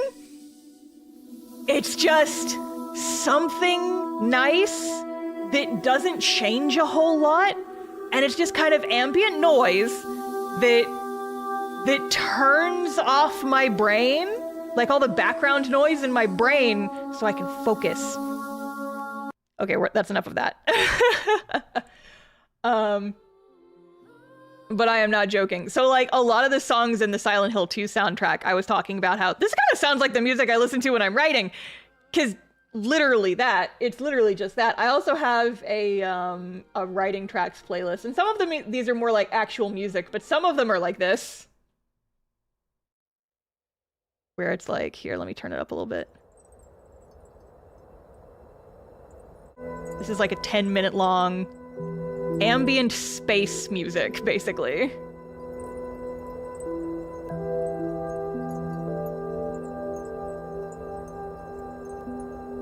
That is the soundtrack of writing. This is the soundtrack of productivity for yours truly.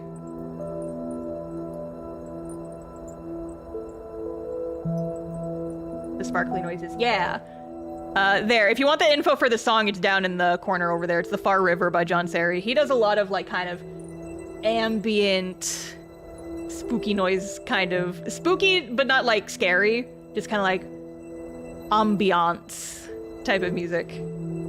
This is the type of shit that I listen to while I'm writing. But yeah. Okay. Back to whatever. We have very different writing music tastes. Yeah, I know. Trust, I know. I know this. My writing music is very weird. But like I said, I can't listen to lo-fi because the beat's too strong. I can't listen to anything that has like... I can't listen to music that has presence, you know? Because if it's too present, then it's distracting. I can't do it. People have told me my writing playlist sounds like a workout playlist. Now, I do have, like, more, like, kind of action-y music. I kind of, sometimes I do, like, if I'm writing a really, really intense, like, combat scene, then I'll listen to, like, some more intense music. But for the most part, that is my jam. Also, this specific, selection of Baldur's Gate music that we are listening to right now is, I also occasionally use this for writing, but not too much.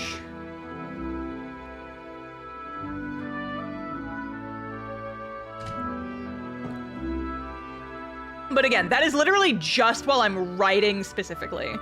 If I'm drawing, if I'm doing other stuff, I can listen to whatever the hell I want. But very specifically, if I myself am trying to synthesize words, my brain needs to be as unoccupied as possible.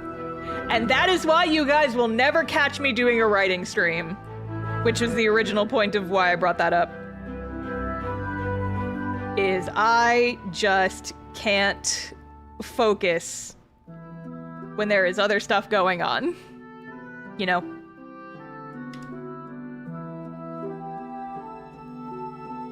Oh, that's the wrong brush. That is still the wrong brush. It didn't change it.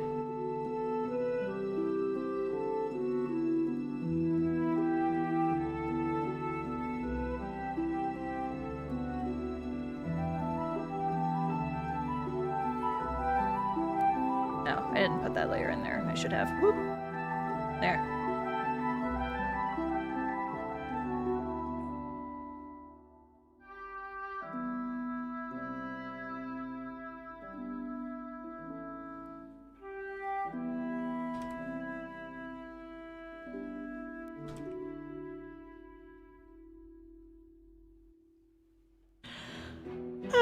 I would get no work done in a writing stream. Exactly, me neither. That's why I can't do it.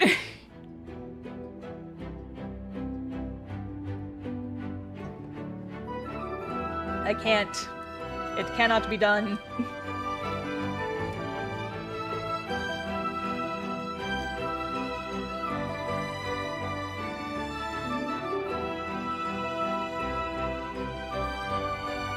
I feel like this little outfit needs some texture.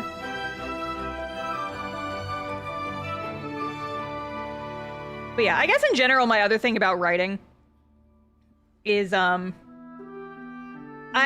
feel like I need to write to practice more is also my thing, just because, like, I'm not as comfortable with prose as I am with just writing like a comic script or something of that nature, you know?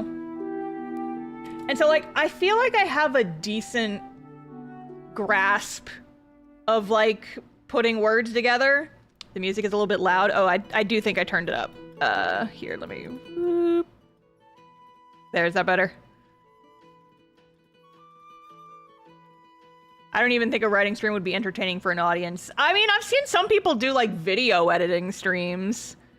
And I'm sure that like some people have done writing streams, but yeah, I don't know if it would be like entertaining or if it would just be like a, hey, let's co-work.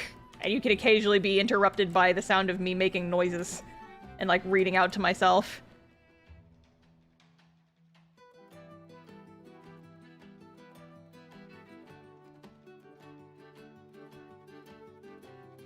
They're sort of writing vlogs people do. Yeah, a vlog is different from a stream though.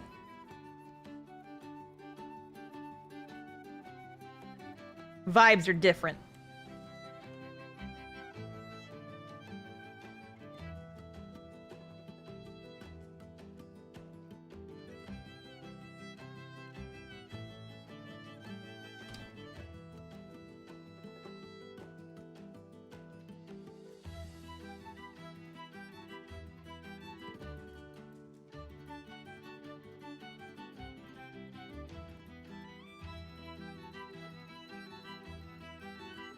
Okay.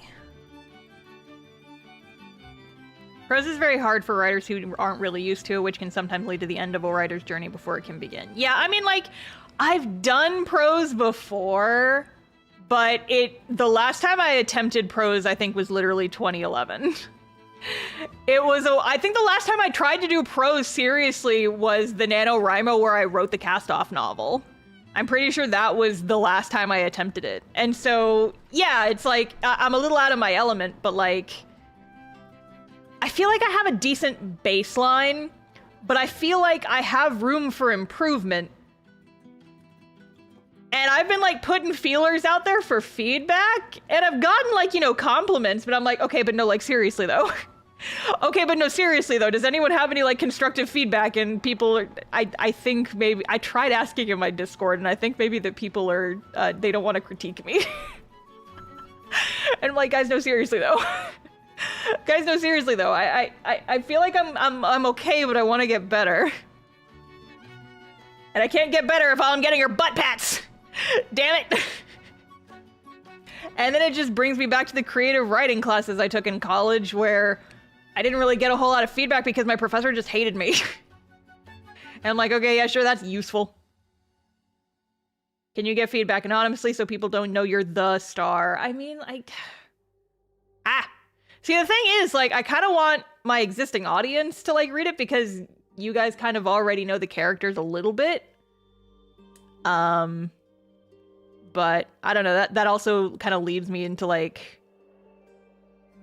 what's the word I'm looking for? It's like, oh, well, these guys already know the character, so I don't have to go super into detail. It's like that annoying thing I do where it's like, oh, well, all the people who are gonna watch my show are already familiar with these characters, so I don't need to go too in detailed on, like, you know, making a, like, actually making these characters enjoyable for an external audience. Cough, has been hotel. Sorry, what?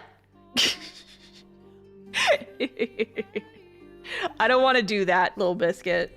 Is like only targeted at people who have already familiar with the characters. But I don't know. I'm still in Waffletown. I'm in Waffletown, USA.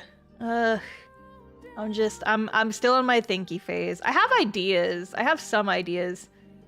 There's part of me that wants to tell the story as like two separate timelines, where it's like the main story of the comic is being told through the present day and like the stuff that happens that's kind of, you know, related to the stuff that happens after Verity's death. And then it kind of like, you know, through flashbacks, we learn about her fellow party members and like her friends and all the stuff that happened kind of like before she passed away. And got revived in weird ways. But would that be confusing? I don't know. Like, I've heard of books doing that. where it's like, it kind of jumps back and forth in the timeline, but I'm like, that seems like it would be complicated and potentially confusing. I don't know if that's something I want to do. But at the same time, it's like, I feel like that might be the best way to do things, but would constant flashbacks be annoying? I don't know. Waffletown, USA. Population me. Sitting in the fucking, I'm doing it. Keep reading Way of Kings. It does the multiple timeline thing really well. I was just thinking that because, like, I've been reading Way of Kings. I'm not very far into it. I'm like only 100 pages or so into it. Where it's like, yeah, Freerun does that. That's what I was thinking is like, okay, I could do that because I know like Freerun kind of like jumps back and forth. And Freerun honestly has like kind of at least what I've seen, has kind of a similar tone. To kind of what I would go for, because Verity Story is very much about like kind of grief and moving on, except, you know, in the actual campaign now 3 out of 4 of her friends have been revived or are alive again. Oops. The only reason that Darius is still dead is because he had to go and make his shit complicated, but we'll talk about later. It does that with Kaladin and his childhood excellently. Oh, interesting. Interesting. But yeah, I haven't read very far into it.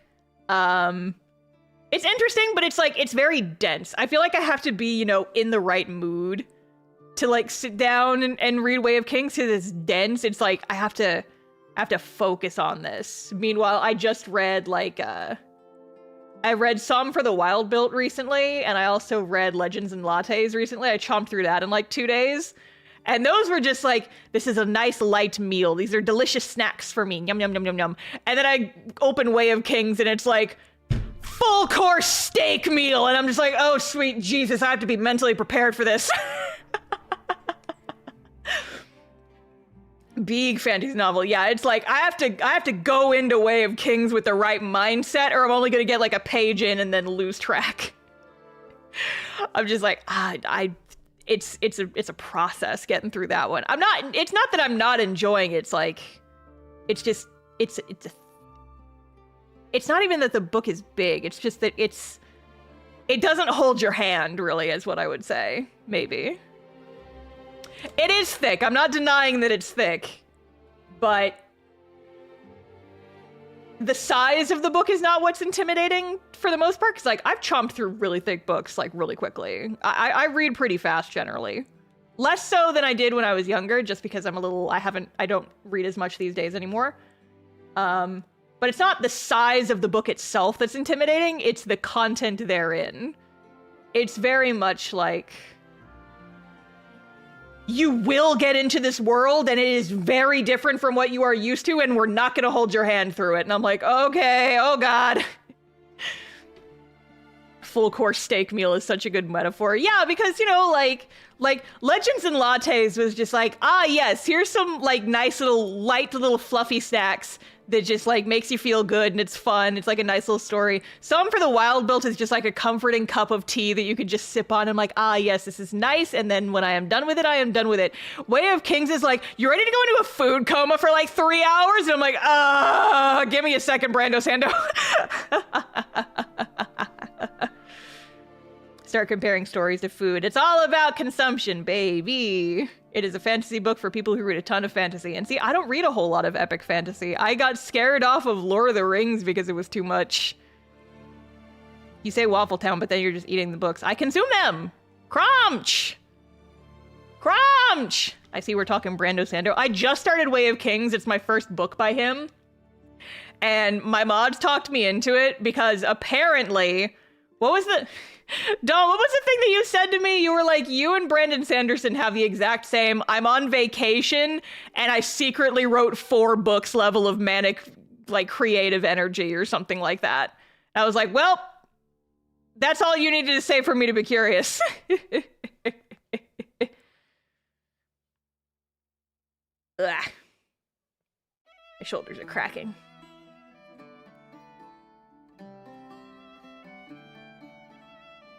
All right. Heard intimidatingly large and dense and instantly knew which author it was. But see, like, that's my other thing. Is it like, I don't really it's not the kind of fantasy that I want to write myself, you know? I feel like if you're gonna be writing fantasy like that, you have to be really engaged in the act of, like, creating the world. And like I've said, world building is not my forte. I like focusing on my little blorbitos and my fun little characters and putting them into little situations.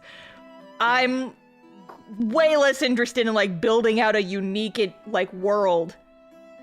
Like, I still want some stuff to be unique, you know, like, I don't want to have to just play with the set that's given to me, established by other writers. I would still like to make my own stuff, but I feel like there's a line. There's kind of like a line of, like, where it starts wisping into, it's too fantasy, it's too much, and I like to ride that line like a wave that I'm surfing. Also, yes, we've switched back over to Lapis because I said so. It's my stream and I can do what I want. Oh shit, that's the ink layer. Shit.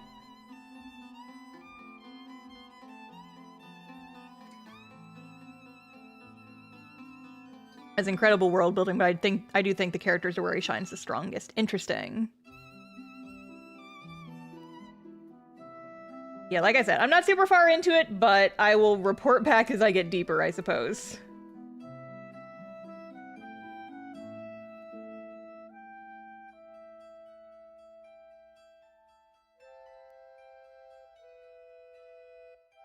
Speaking of baby girls, here she is. My baby.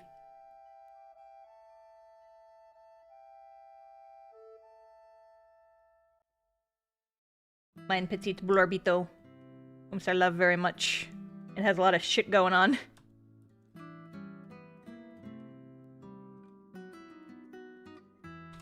But yeah, as far as how far I am into Way of Kings, just to give you guys I think I'm about 100 pages in. And it keeps switching back and forth between which character is telling the story. In Kaladin's storyline, I just got to the part where they just realized where, like, the slave wagons are going, and they're like, oh shit, is this where we're going? And then it ended the chapter and switched again, and I was like, alright. I guess we'll come back to him. And then I'm only on, like, the second chapter with Shalin. I haven't gotten to... Shalin? I forget what her name is. Like I said, I'm not very far into it. But I'm getting through it.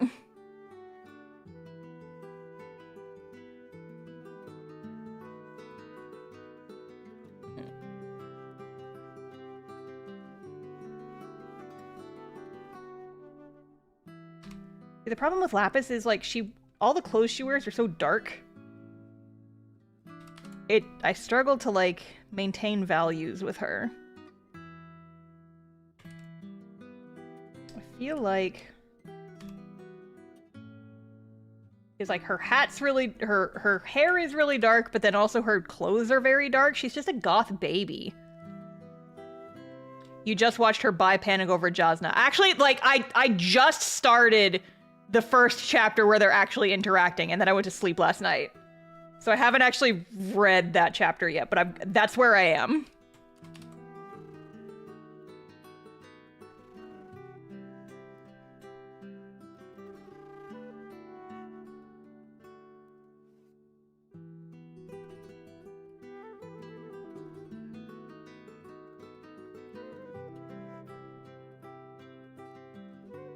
I have been told by some that she is a fun little girl fail. I might be misremembering that, but that is what I have been told. So I am curious to see.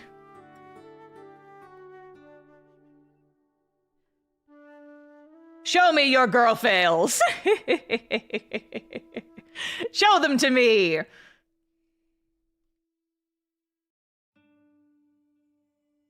Hat Skull is confirmed. His is concerned. His name is Dave. And he is Lapis's friend.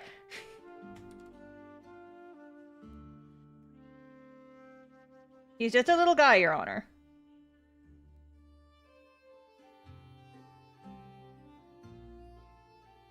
Zone back into show me your girl fails. Yes, present them to me.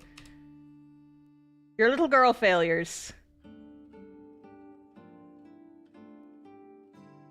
I think in general the idea of world building as needed to have a setting built out 100% from the ground up is fun for some people, but unnecessarily restrictive for a lot more.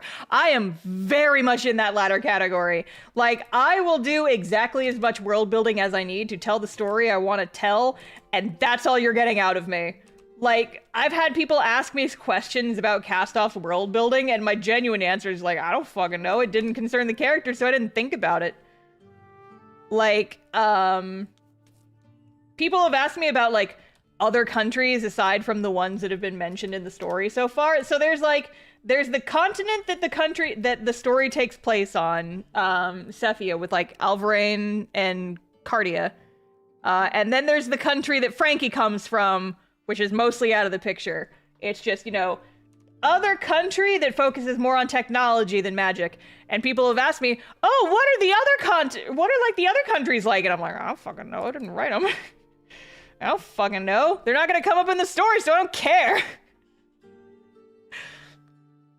It's like, all I need to know is exactly what is gonna come up in the narrative. Maybe like a little bit more. That's it. Does Dave talk? Yes, he does. He sounds like if Skeletor was a nerd. Like, okay, here's another perfectly good example. There in the first chapter of Cast-Off, when Vector is like digging around in the piles of books and just kind of like sorting through them, there's one book called like The History of the Dark War or something. And I had people in my comments being like, oh my God, what's the Dark War? That sounds so cool. I want to hear about what that is. I don't fucking know what the Dark War is. I just needed an interesting book title. I just needed a title for a book. I just came up with some shit and put it in there. I don't know what that is. It's not important. I don't know what that is.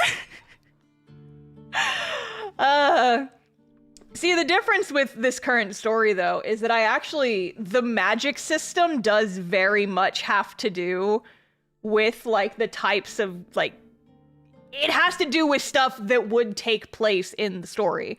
Because, how do I explain this?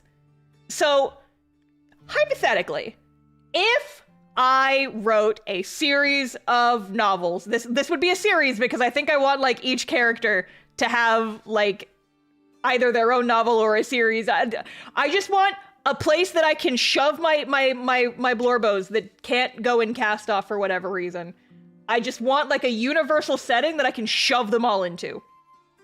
And a big part of that setting is the magic system.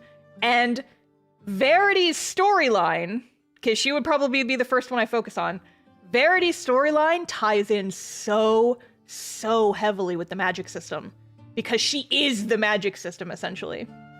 However, the magic system is complicated because I'm trying to come up... Basically, the magic system involves me coming up with a pantheon of, like, gods and what they do. And I imagine that it would need to be fairly extensive. Because it's the kind of stuff that's gonna come up, you know? With, like, the origins of these characters. I've talked about this on stream before, but it's a while ago. So, basically, in this world that I am developing, all sentient beings are descendants of gods. But not like the gods had kids. That's not really how it works. There was, like... I'm getting into my own lore that I make fun of. But imagine, like, that there was, like, this... like these gods, like however many number of them you want to put on. I'm probably going to stick with like 10 to 15, no more than that probably. And they don't need to be fully fleshed out. I'm just... bleh.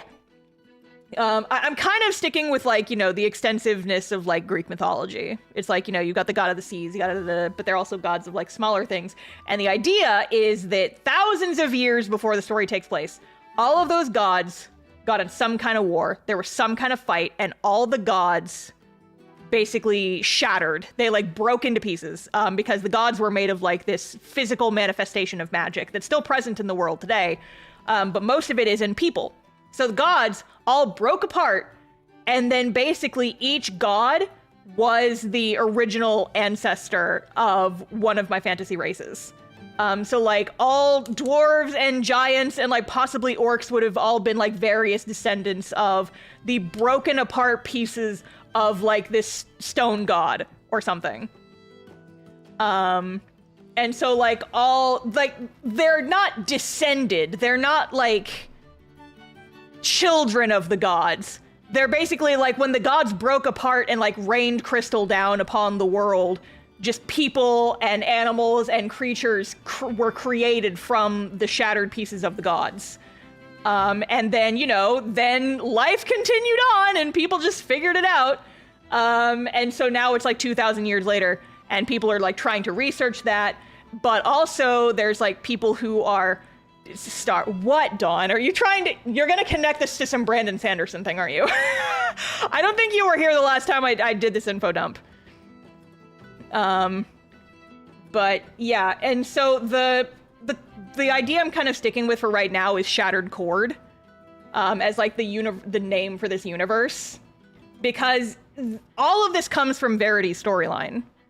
The idea is like Verity, I'm just waiting for Dawn to get to the point at this point. This is literally his lore. Well, you guys heard it here first. I came up with this first. Not first, but I came up with it independently. It's different. It is 100% a coincidence because I've never read his shit before this, and this is based on the lore that Jay wrote for, like, Verity's storyline in D&D that I'm yanking and changing and, like, making into my own stuff. But yeah, and so, like, kind of this storyline that I'm playing around with, for Verity is that, like, yeah, all the gods are dead, but what if what if someone is able to gather enough power to basically ascend to godhood? Hi, Jay, he's still here. And so that's kind of what I'm thinking the antagonist is up to, is like trying to absorb enough of this like raw magic to like kind of ascend to godhood, and Verity is part of that plan, essentially. And part of that is from the original stuff that Jay wrote, and part of that is Star's little remix on it because I'm just getting quirky with it. But so basically that's kind of the base of it, is that basically all living beings on this planet are like the long descended like versions of gods, and I'm just like coming up with little tidbits and I'm like throwing it at the wall like spaghetti noodles. I'm just like whap. It's like, okay, does that fit? I actually came up with a really cool idea last night. Where it's like in this world, because like people's souls are kind of bound to like this magic that's inside them, when people die, there's like an explosion of light off their bodies, and it's called like the dying lights. And so like one of the characters would be studying the dying lights and being like, what if there was a way to capture that? What if that could be used as a way to revive people? As to like, what are the dying lights? What is this light? What is this coming from? Do souls actually exist? And is this part of it? And part of it gets me excited, and then I get too in the nitty gritty, and then I freak myself out, and I sit in bed laying awake staring at my ceiling at night being like, do I call them dwarves or not? Like, this is the kind of shit that I stick with. I'm glad that you guys are enjoying this because I feel so manic right now. I feel like I'm just saying nonsense, and I really hope you guys are keeping up. Battlefields would be really bright. Yeah, no, exactly. You would be pleased to know that this is not like anything in Brando Sando. Okay, good. Now I almost feel like I shouldn't keep reading because I don't want to unintentionally steal shit. And if people come up to me and be like, oh my god, it's exactly like Brandon Sanderson, you must have been inspired by him, I can be like, no. I had never read his books before I started developing this. This came out of Star Brain. Beep boop.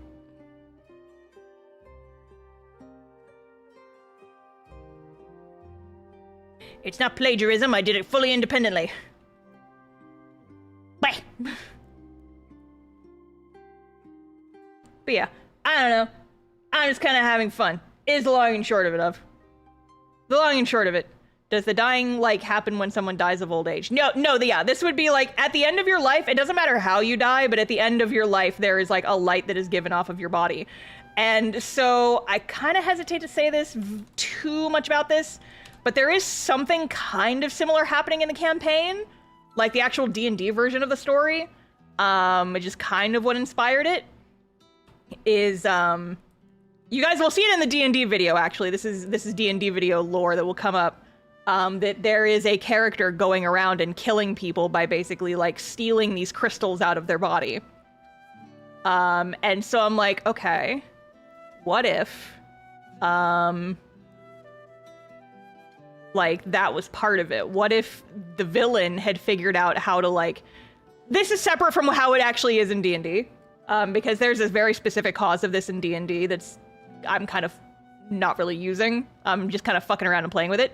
It's like, okay, so if your body is basically powered by, like, magic, and when you die, the magic is kind of dispersed out of your body. Well, what if the villain has been trying to get his hands on this raw, untapped magic by literally ripping it out of people? And, like, that way, they still die, but they don't get the dying lights because the dying lights is the magic dispersing out of their body, and he's found a way to just, like, yank it out of people and absorb it for his own power. Hi, Holly! Holly, thank you for the coffee donation. I appreciate it. Thank you.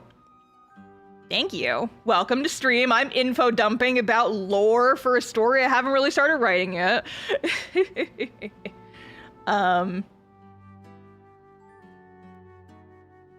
I lost my train of thought. I had a point.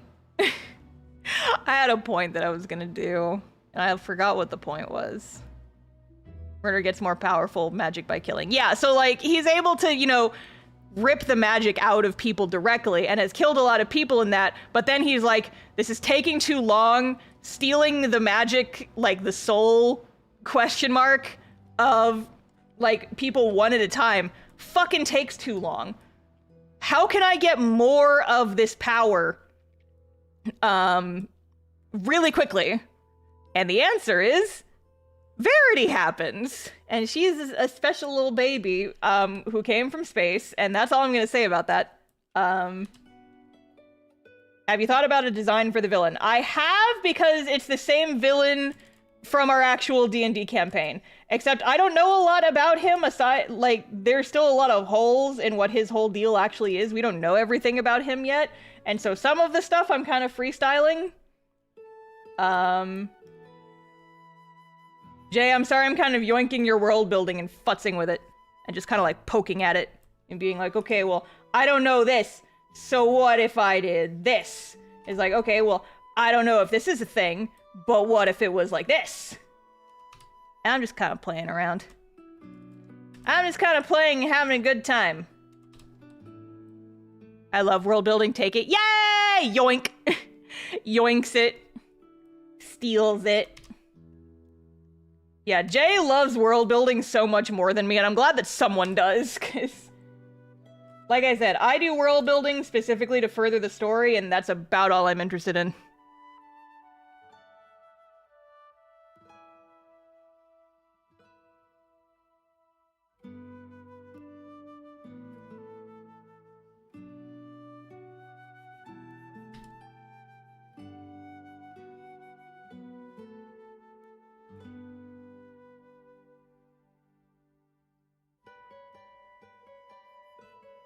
Another bit of lore I've come up with that would be relevant to potential, like, this is stuff that would come up, maybe not in Verity's story, but in some other ones.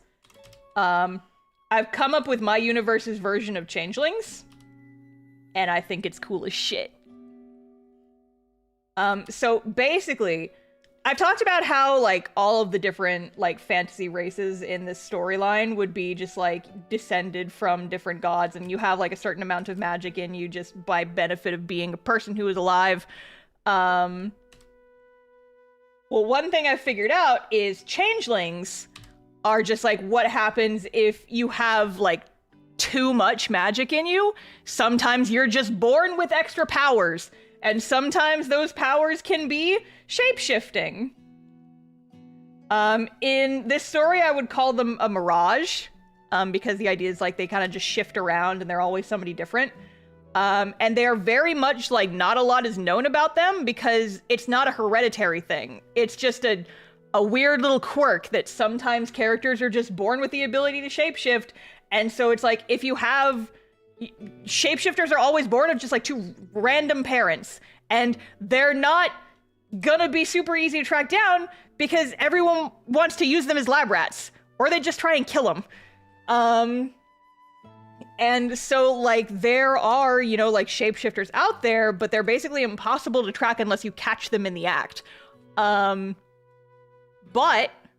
shapeshifters can identify themselves, because if a shapeshifter, or a mirage in this case is what they're called, if a mirage sees another mirage, they like can only they can perceive like this kind of glow around the other person. Like they can't see their own glow. I call it a shimmer. It's like they can't see their own shimmer, but they can see the shimmers around other shapeshifters, and that's how they identify each other. And like each one, like the color and the way it behaves is slightly unique, and so they can use it as an identifier even if their face is different. Like gaydar with auras, I guess, but it's not a gaydar; it's a shape-shifting radar, I guess.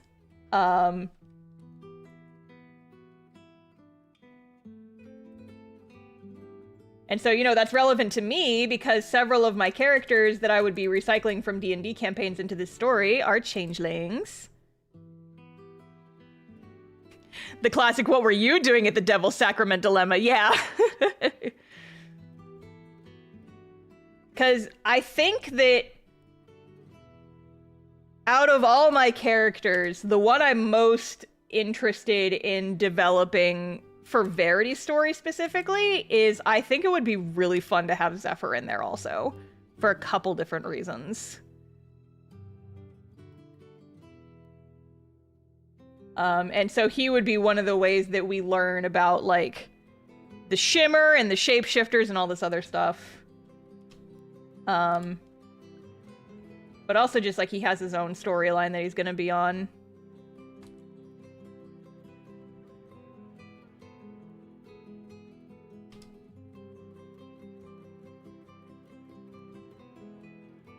You ever heard of Wings of Fire? I've heard of it. I don't know any, that's about all I know about it is the name. I don't know anything else. Never read it. I think I've seen it at the bookstore, but...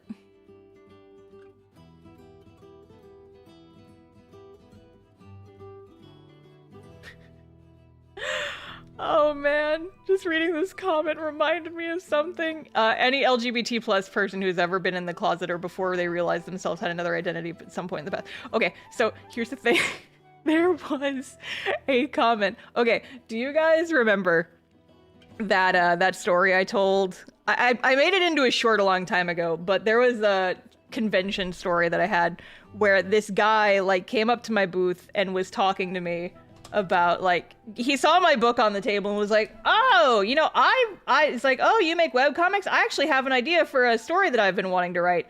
And I asked him about it, and it led to him like talking for like not 45 minutes, but like a really long time about this story idea that he had that he wanted to do, where like this 30-year-old man, and I will bear you in mind, dear viewers, that this was a man in his 30s probably, gets isekai'd into a fantasy dimension, but when he gets isekai'd, he's reincarnated as like this teenage like fox girl, and she has a harem of like beautiful women who all like fawn over her. And I was telling the story because, you know, it's awkward to just like sit there and listen to some random guy like rattle all their fetishes off to you essentially. But I made that into a short, and one of the comments made me laugh so hard because someone was basically someone was under the impression, he's like, oh, this might be wish fulfillment. This person might be very trans and just hasn't figured it out yet. And I believe the terminology for that is like an egg. And so, yeah, egg. Thank you, Dawn. And so this person commented, is like, if that egg was any bigger, this would be a Billy Hatcher level. Like, sweet Jesus. They said, honey, you don't need truck coon, you need HRT. And I'm like, holy shit. Incredible wordplay. Have you written a book? Because I'd read it.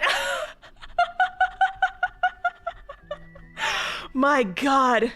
The wit on display is incredible. But yeah, no, I wonder what happened to that guy. I think about that person sometimes. It's like, what are you up to now, buddy? What are you up to?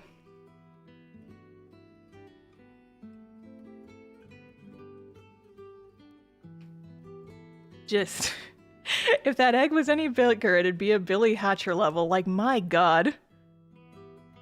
Amazing wordplay. I love it.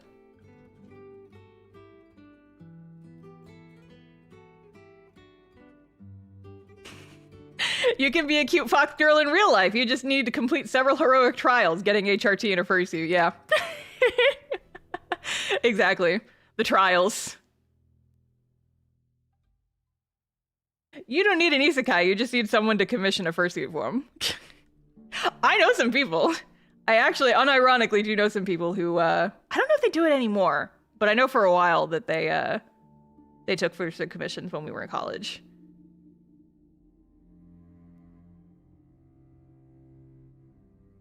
But yeah. How do I want to shade this? I feel like I need to go ahead and draw the little will-o-wisps on here before I get too deep. I need to draw these spooky little guys. Because otherwise it's going to be hard to do the lighting.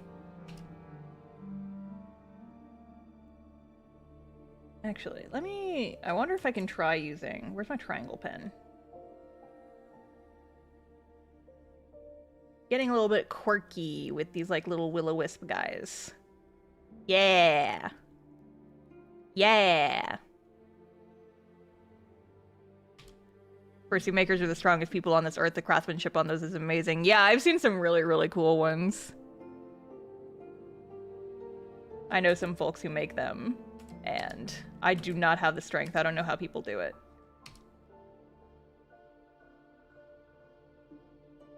You have to have a really good vacuum just like on hand all the time. Because goddamn.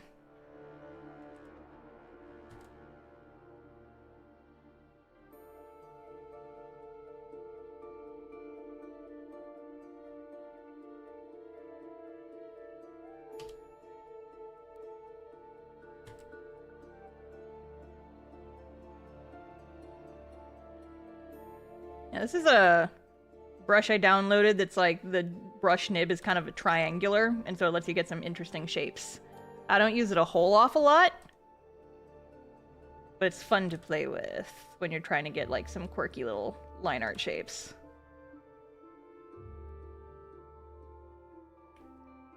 Little will-o-wisps. Little wispies. Little spirits.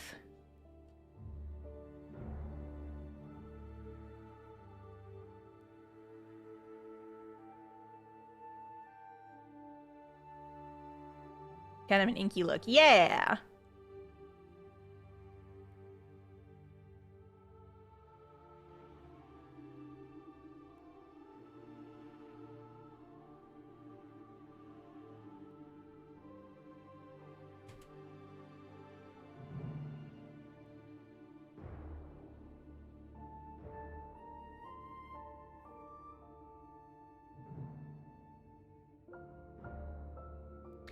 Wow, I just cannot draw this one. Good lord, come on. Work with me, buddy. Work with me!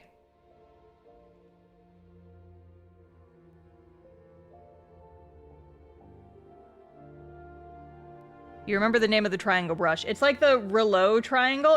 It's fucking French. I'll just write it.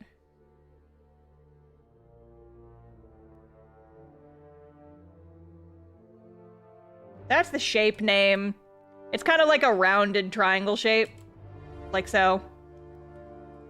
This one I downloaded off the asset store, but there's like several different ones.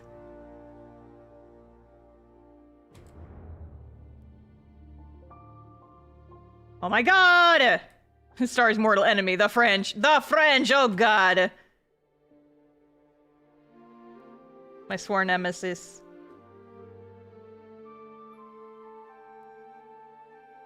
Back! Back, Jay! Swats you with a stick. Back! Horse divorce! Exactly. Love me some horse divorce. Those horses won't be married by the time I'm through with them. Cracks out my law books.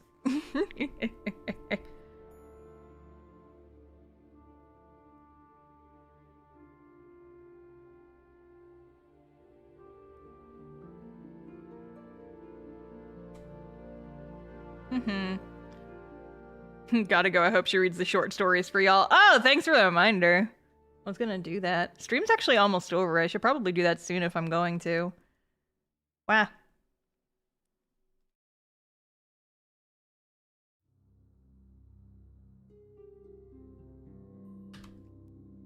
Let me finish flatting in my little ghosty fellas. And I think after that we can do that maybe.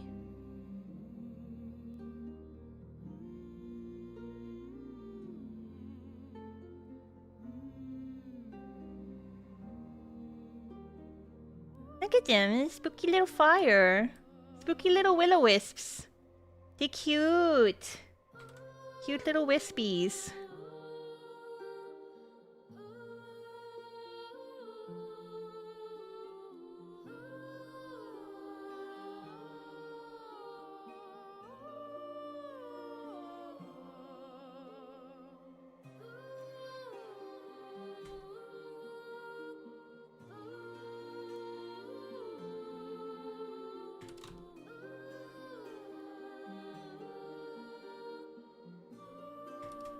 She's haunted! She's a little haunted baby. Little haunted baby. Wow, wow, wow, wow.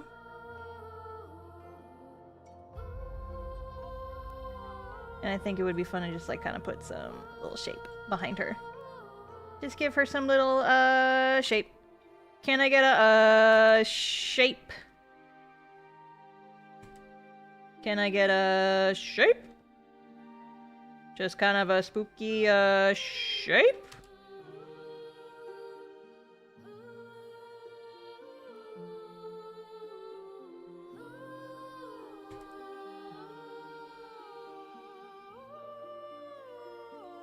Okay. I think that's a good baseline. Baseline spookies. Are wisps always ghosts or no? These are just like little will-o-wisps. I'm not sure what the lore is. I just thought they were cute. I just thought they were cute. Okay. We're here at the end of the stream. My voice is getting sore, so I don't think I can go for much longer. Do you guys want a dramatic reading? A dramatic reading of... I think I'm only gonna have the vocal strength in me to do one. Yes, yes, yes. Okay, which one do we want to do? Do we want to do the cute one, or do we want the sad one? Write cute or sad in the chat. Cute or sad, you must make your choice. Sad, sad, sad, cute, cute, sad, sad. I'm seeing... Oh, it's about even, but I think the sad is winning. Here, where's like... Can I do like a flash poll? Let me do this like in an actual way. Create a poll.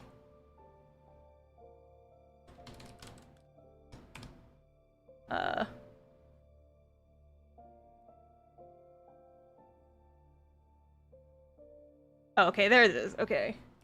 Cute or sad.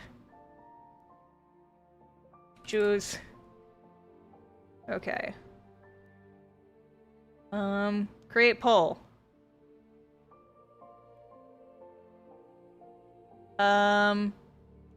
Okay. And go. And in the chat. Boom. There's a link. There's the link.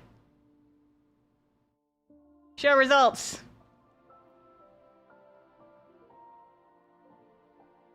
Cute or sad? Ready, go. Okay.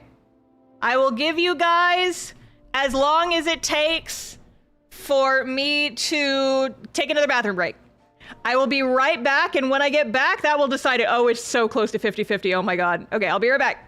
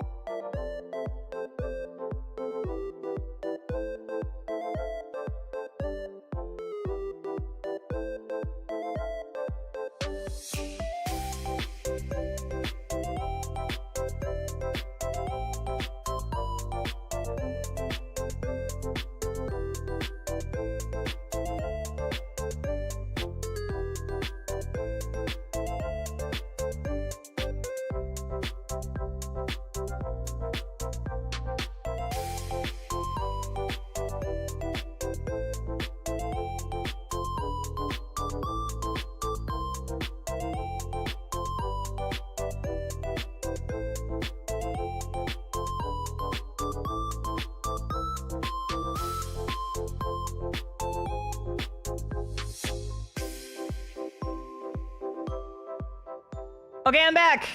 What's the verdict? It looks like cute is winning by like 10%. So I think we're gonna do cute. We're gonna do the cute one. All right, here, can I bring this up on stream? Can I bring this up on stream? Let me do this really quick. Okay, let's add window capture.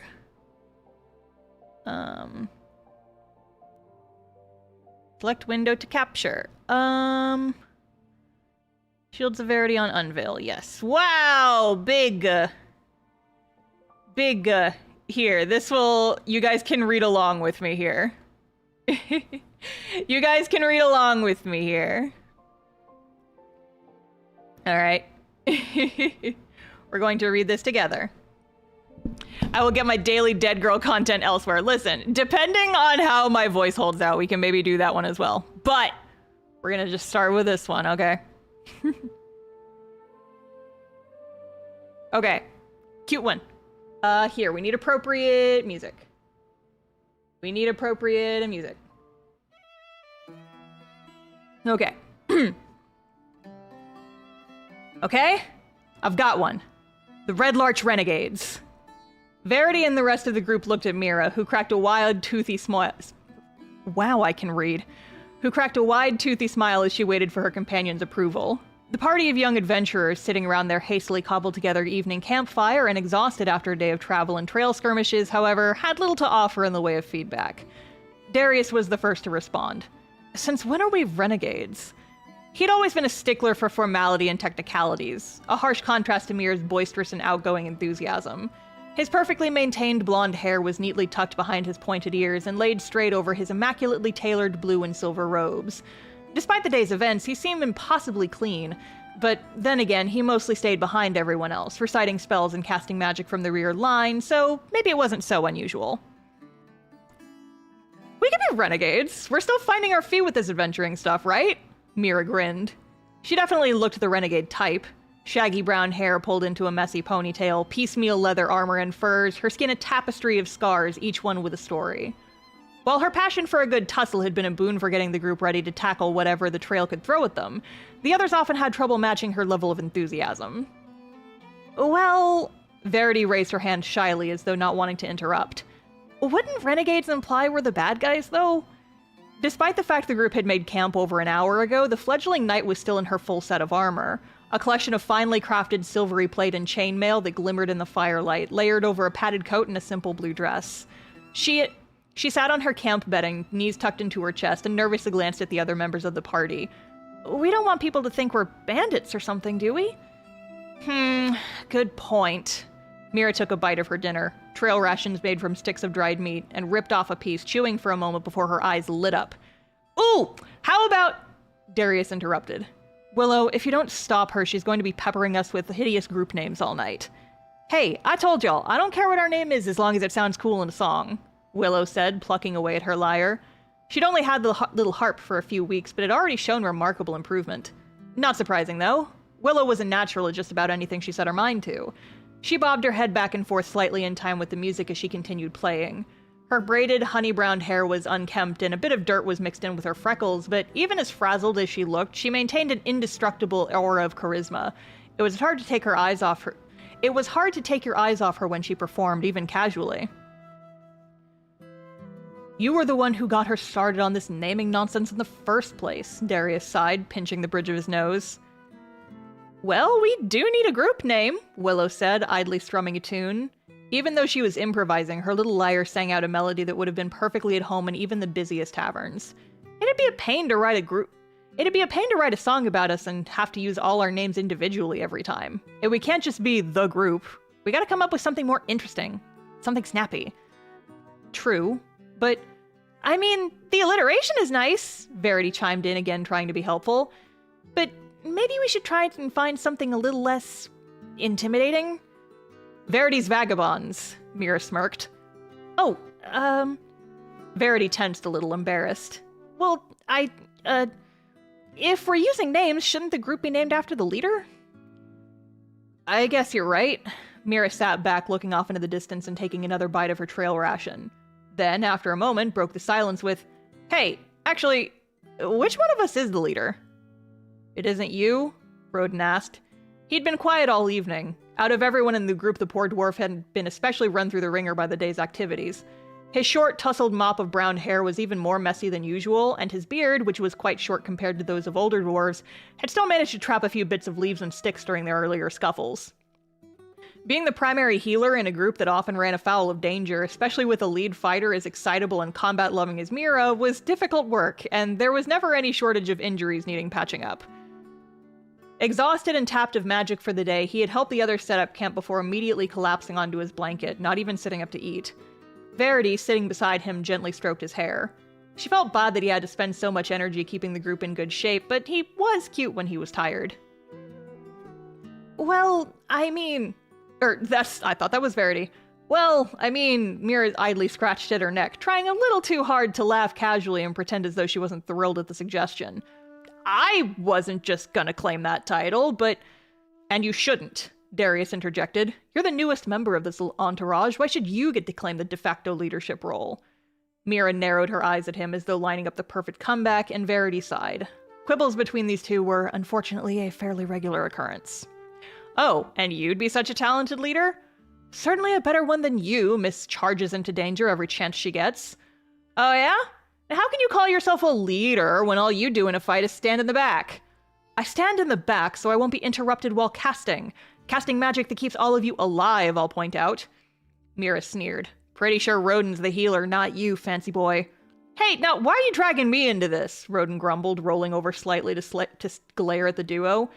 As the two bickered back and forth, Willow's idle lyre music shifted to a heated battle dirge, and she chuckled watching her friends have their nightly squabble with dramatic background instrumentals. Verity, on the other hand, always worried about their arguments getting too heated, and in a moment of desperation, raised her hand and shouted the first thought that came to mind. I think Willow should be leader." The rest of the party turned to look at her. Hold on, let me check something. Yeah. The rest of the party turned to look at her, and Willow's harp let out an off-key twang as she abruptly stopped her playing. "Oh? Why me?" she asked, tilting her head quizzically. "Well, I mean, think about it," Verity stammered. She loved her friends dearly, but suddenly having their undivided attention was a tad unnerving. "You've talked about being an adventurer ever since we were kids. You're the friendliest and most outgoing person here. I mean, you're pretty much the reason this whole group got together in the first place.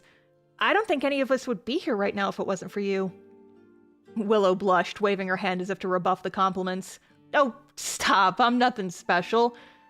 No, Verity does have a point," Darius interjected. "Even including Mira, you've always been the most passionate about this sort of thing. And out of all of us, you're the most suited to being the face of the group. You've been the best at finding us work and negotiating with clients. And you're not too shabby in a fight, either," Roden pointed out from the ground beside Verity. "You've got a good mix of combat skill and magic. Well-rounded skill set's good for this kind of thing." The rest of the group eyed Mira, waiting for her response. Though she couldn't do much to hide her disappointment, it was clearly mixed with a resigned acknowledgement that she didn't have much to offer in the leadership department aside from bravado and muscle. "Yeah, I guess I can't really argue much there," she sighed, smiling wearily and admitting defeat. "Oh, really? I was under the impression you loved to argue. I'm stunned. Stuff it, fancy boy." Willow chuckled, looking down at her little harp and idly running her fingers over the engravings. "Well, if everyone else is okay with it..." I just realized I need to scoot this up. There. Verity nodded and the rest followed suit. "Well, all right then. I shall wear this badge with honor." With a smile, Willow pantomimed pinning a badge to her cloak, then resumed her improvisational lyre playing.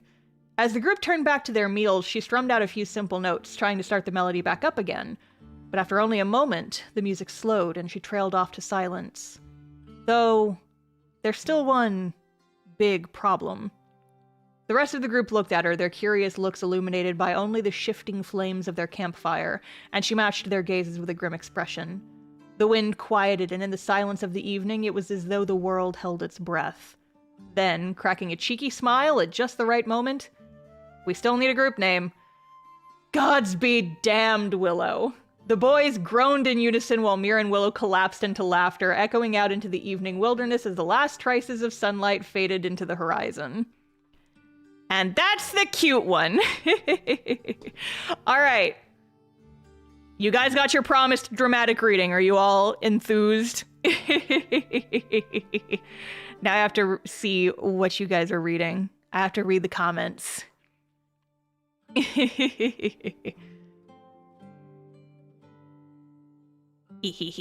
But yeah, so that's just like a cute little practice thing that I wrote.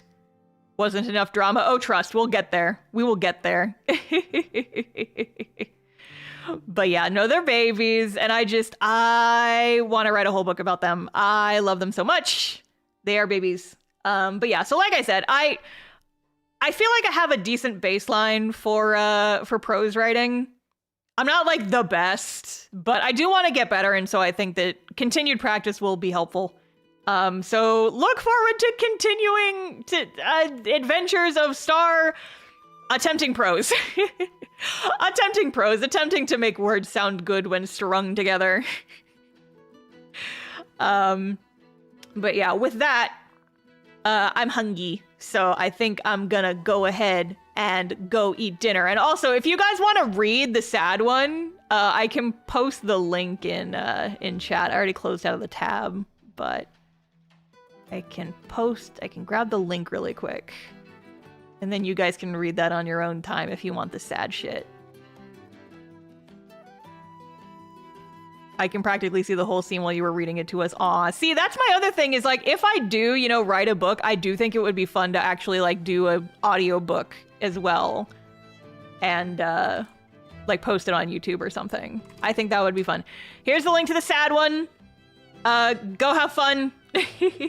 I'm gonna go eat dinner, but thank you guys for joining me while I did some sticker stuff.